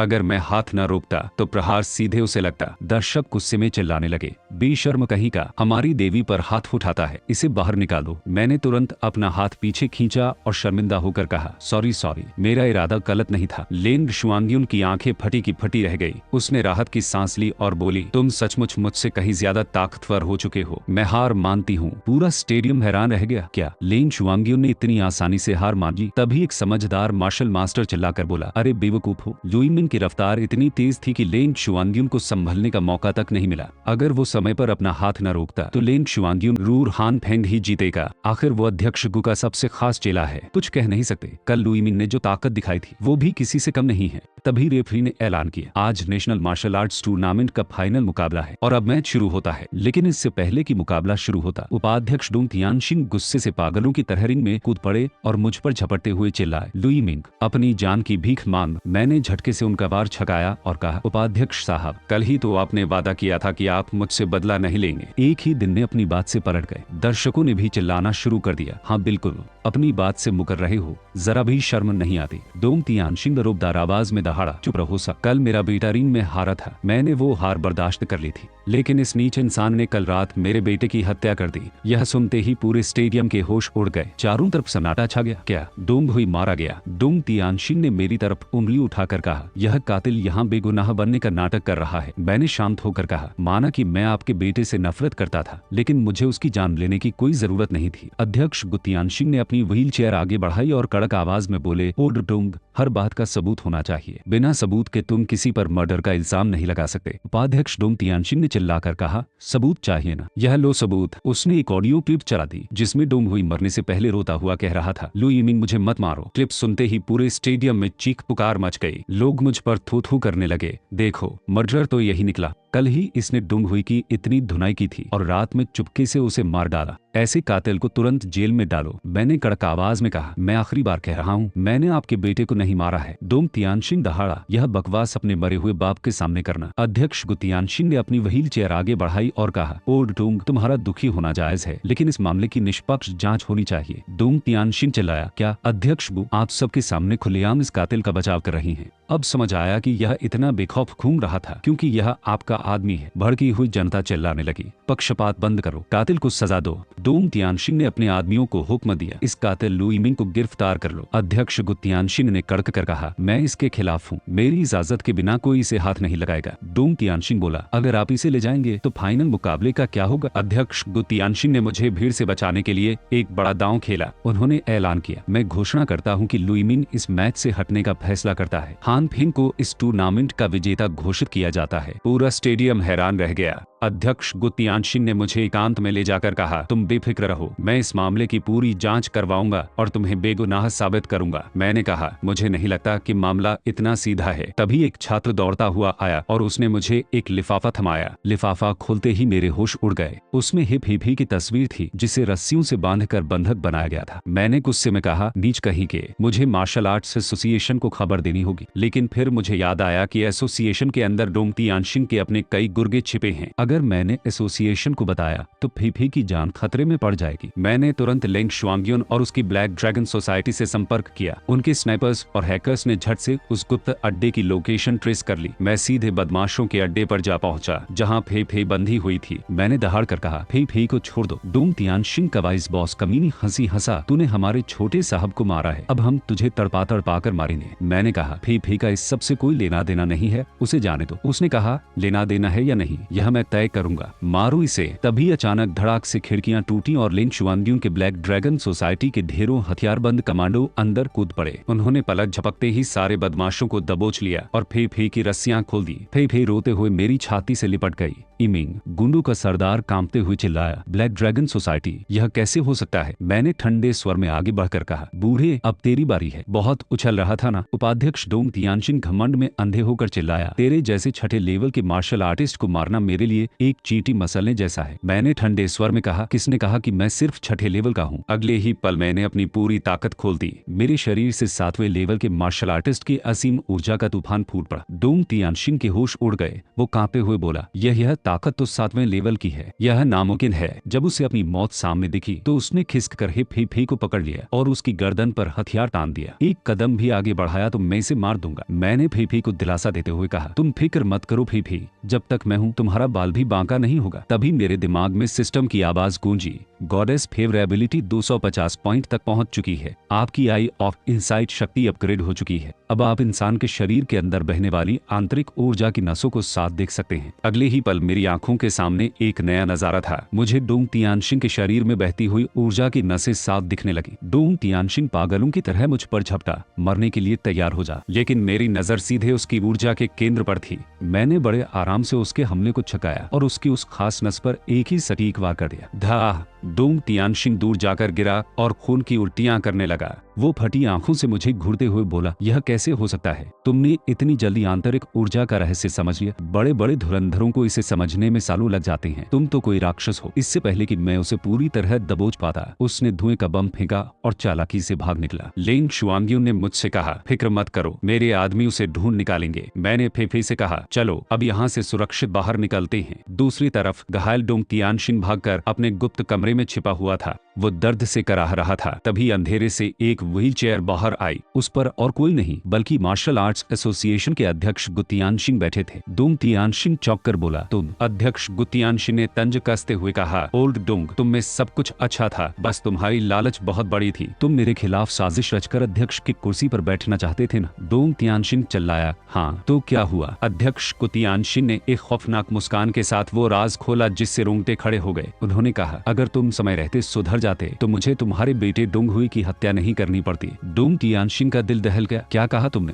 अध्यक्ष गु तियानशिन बोले, हाँ मैंने ही अपने आदमियों से तुम्हारे बेटे का मर्डर करवाया और वो फर्जी रिकॉर्डिंग बनाई ताकि तुम्हारे हाथों लुइमिंग को रास्ते से हटा सकूं। अध्यक्ष गु तियानशिन की बात सुनकर उपाध्यक्ष डोंग तियानशिन गुस्से में पागल हो गया। वो चिल्लाया, कमीने, मैं तुझे जमीन में गाड़ दूंगा। वो अपनी पूरी ताकत से व्हील चेयर पर बैठे अध्यक्ष पर झपटा, लेकिन अध्यक्ष गु तियानशिन ने अपनी 8वें लेवल की खौफनाक ताकत का एक ही प्रहार किया और डोंग तियानशिन को वही ढेर कर दिया। डोंग तियानशिन मौके पर ही दम तोड़ गया। अध्यक्ष गु तियानशिन ने ठंडे स्वर में अपने आदमियों को हुक्म दिया, बाहर यह खबर फैला दो कि उपाध्यक्ष डोंग तियानशिन पर लुइमिंग ने छिपकर हमला किया और उन्हें मार डाला। आदमी ने सिर झुकाया, जी मालिक। अध्यक्ष गु तियानशिन मुस्कुराए, अब देखता हूँ वो लुइमिंग इस इल्जाम से कैसे बचता है। दूसरी तरफ लेंग शुआंगियन ने भागते हुए मुझे यह खबर दी, इमीग, बड़ी गड़बड़ हो गई। एसोसिएशन को लग रहा है कि उपाध्यक्ष डोंग तियानशिन को भी तुमने मार डाला है। वे लोग यहाँ पहुँचे उससे पहले तुम यहाँ से निकल जाओ। मैंने सोचा, अजीब बात है, उन्हें हमारी इस रात की लोकेशन कैसे पता चले? तभी मेरी नजर एक छोटे से गुप्त स्पाई बग पर पड़ी।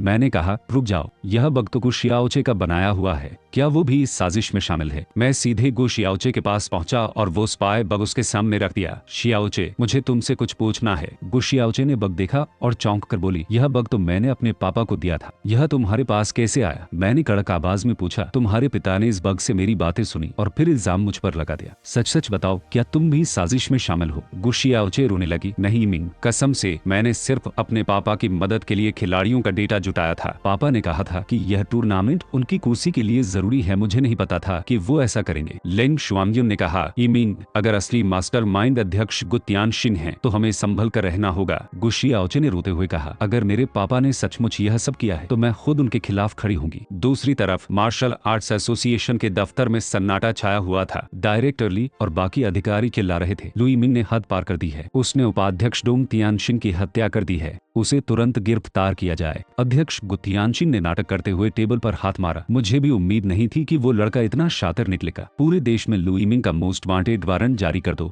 दूसरी तरफ गु शियाओचे भागते हुए अपने पिता अध्यक्ष गु तियानशिन के केबिन में पहुंची। वो चिल्लाकर बोली, पापा, मुझे सब पता चल चुका है। अध्यक्ष गु तियानशिन ने अपनी व्हीलचेयर घुमाई और पूछा, तुम्हें क्या पता चला है शियाओचे? गु शियाओचे रोते हुए बोली, लुई मिंग ने किसी का मर्डर नहीं किया है, आपने सबको सच क्यों नहीं बताया? असल में इस पूरी साजिश के मास्टरमाइंड आप ही हैं। अध्यक्ष गु तियानशिन ने एक ठंडी सांस ली, बेटी, मेरी भी कुछ मजबूरियां थी। गु शियाओचे बोली, मजबूरियां? आप बस अपनी अध्यक्ष की कुर्सी बचाना चाहते थे। अध्यक्ष गु तियानशिन का चेहरा खौफनाक हो गया। वो कड़क कर बोले, हाँ तो क्या हुआ? मैं तो पहले से ही एक अपाहिज इंसान हूँ और तुझमें भी मार्शल आर्ट्स का कोई हुनर नहीं है। अगर मैं यह सब न करता तो क्या मार्शल आर्ट्स एसोसिएशन से बाहर निकाल दिए जाने का इंतजार करता? गु शियाओचे ने गिड़गिड़ा कर कहा, पापा रुक जाइए, लुई मिंग बेगुनाह है, हम उससे बात करके सब ठीक कर सकते हैं। अध्यक्ष गु तियानशिन ने साफ कह दिया, जब रास्ता चुन लिया है तो मैं पीछे नहीं हटूंगा। गॉड्स, शियाओचे को ले जाओ और कमरे में बंद कर दो। गु शियाओचे रोती रह गई, पापा ऐसा मत कीजिए। उधर गुप्त अड्डे पर गु शियाओचे के लगाए बग की रिकॉर्डिंग सुनते ही मेरे और लेंग शुआंगयुन के होश उड़ गए। रिकॉर्डिंग में एसोसिएशन के अधिकारियों की आवाज आ रही थी, अध्यक्ष महोदय, उपाध्यक्ष डोंग तियानशिन का शव मिल गया है, कातिल लुई मिंग ही है। दूसरा अधिकारी बोला, उसे पूरे देश में ढूंढा जाए और डोंग तियानशिन की जगह नए उपाध्यक्ष का चुनाव किया जाए। तभी अध्यक्ष गु तियानशिन की आवाज आई, मैं नए उपाध्यक्ष के लिए हान फेंग का नाम प्रस्तावित करता हूँ। वो इस बार के टूर्नामेंट का विजेता है और मेरा सबसे खास शिष्य है। फिर रिकॉर्डिंग में अध्यक्ष गु तियानशिन की हान फेंग के साथ अकेले में हुई गुप्त बात गूंजी, हान फेंग,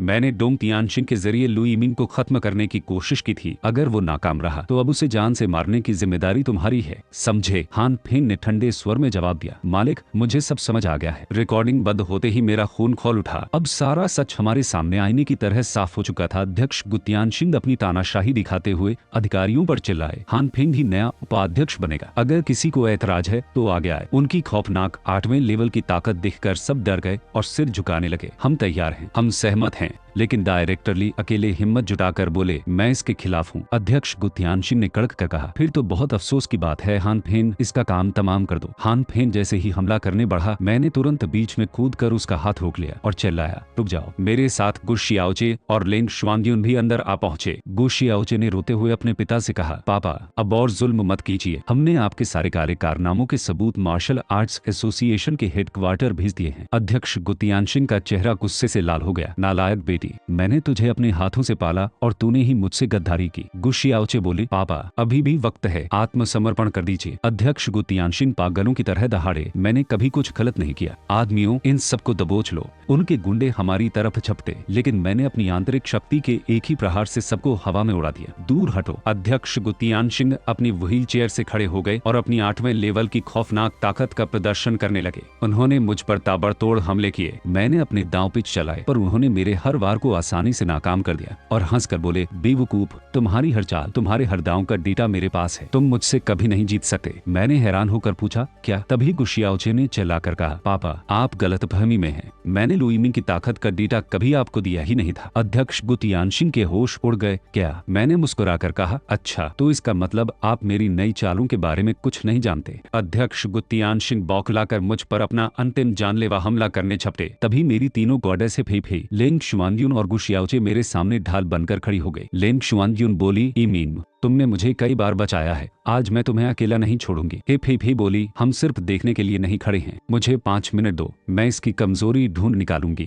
गु शियाओचे ने अपने हाईटेक चश्मे से डेटा स्कैन किया और बोली, टारगेट सेट, अब इसे खत्म करना होगा। तीनों का सच्चा प्यार और अटूट भरोसा देखकर मेरे दिमाग में सिस्टम की महाघोषणा गूंजी, बधाई हो, तीनों गॉडेस का फेवरेबिलिटी लेवल 90 पॉइंट के पार पहुंच चुका है। Ultimate secret skill pack unlock हो चुका है। क्या होस्ट इसे चालू करना चाहता है? मैंने मन ही मन अपनी असीम ताकत को महसूस करते हुए कहा, हाँ अभी अनलॉक करो। मैंने तुरंत सिस्टम का रिवॉर्ड चालू किया। दिमाग में आवाज गूंजी, बधाई हो, आपको one sword shocking the world यानी एक ही वार में सुरक्षा चीरने वाली तलवारबाजी मिली है, लेकिन इसके लिए तलवार जैसा हथियार चाहिए। मैंने घबराकर चारों तरफ देखा। अरे यार, इस वक्त मैं तलवार कहां से ढूंढूं? सिस्टम ने कहा तलवार जैसी कोई भी चीज चलेगी। तभी गुशियाओचे ने अपने हाईटेक चश्मे से हान फेंग को स्कैन किया और चिल्लाई, इमीन, इसकी ऊर्जा का असली केंद्र इसके सीने के बाईं तरफ है। मैंने पास पड़ी एक लोहे की छड़ उठाई और उसमें अपनी पूरी आंतरिक शक्ति झोंक दी। Ultimate secret move one sword shocking the world, Han Feng चिल्लाया। खाली गीदड़ भभकी, लेकिन अगले ही पल मैं हवा को चीरता हुआ बिजली की रफ्तार से आगे बढ़ा। छड़ सीधे हान फेंग के सीने के बाईं तरफ बनी ऊर्जा की नस को पार कर गई। धरा, हान फेंग खून की उल्टी करता हुआ जमीन पर गिर पड़ा और ढेर हो गया। मैंने राहत की लंबी सांस ली। पहीन, आखिरकार यह खत्म हुआ। हिप हिप ही और लेन शुआनजुन भागती हुई आई। इमिंग, तुम ठीक तो हो ना? हमें तो डर ही लग गया था। मैंने कहा बाकी बातें बाद में करेंगे, पहले अध्यक्ष गुतियानशिंग को पकड़ना होगा। हम दौड़कर अध्यक्ष गुतियानशिंग के गुप्त केबिन में पहुंचे। वो अपनी व्हील चेयर पर बैठे मुस्कुरा रहे थे। उन्होंने कहा, तुम यहाँ तक पहुँच गए, इसका मतलब हान फेंग हार गया। मैंने सचमुच तुम्हें पहचानने में कोई गलती नहीं की थी। तुम एक महान योद्धा हो। मैंने कहा, खेल खत्म गुतियानशिंग,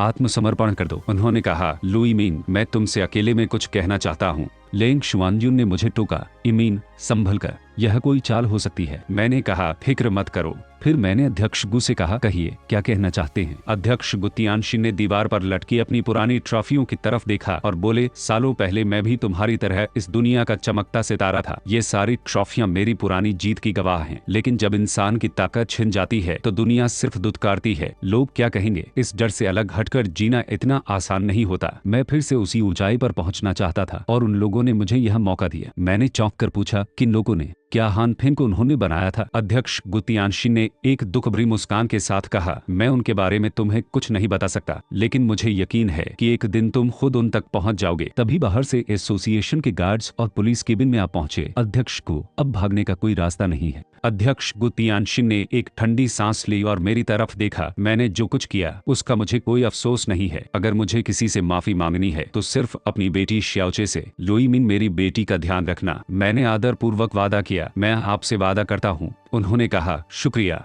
इसके बाद गार्ड्स उन्हें ले गए। हे लेन शुआनग्युन और गुशियाओचे मेरे पास आकर खड़ी हो गई। उन्होंने मुस्कुराकर पूछा, टीमिंग, अब आगे क्या करना है? मैंने अपनी तीनों गॉडेस के चेहरों को देखा जो हर कदम पर मेरे साथ खड़ी रही थी। मैंने मुस्कुराकर अपने कदम आगे बढ़ाए और बुलंद आवाज में कहा, जब तक तुम सब मेरे साथ हो, इस दुनिया में मुझे हराने वाला कोई पैदा नहीं हुआ।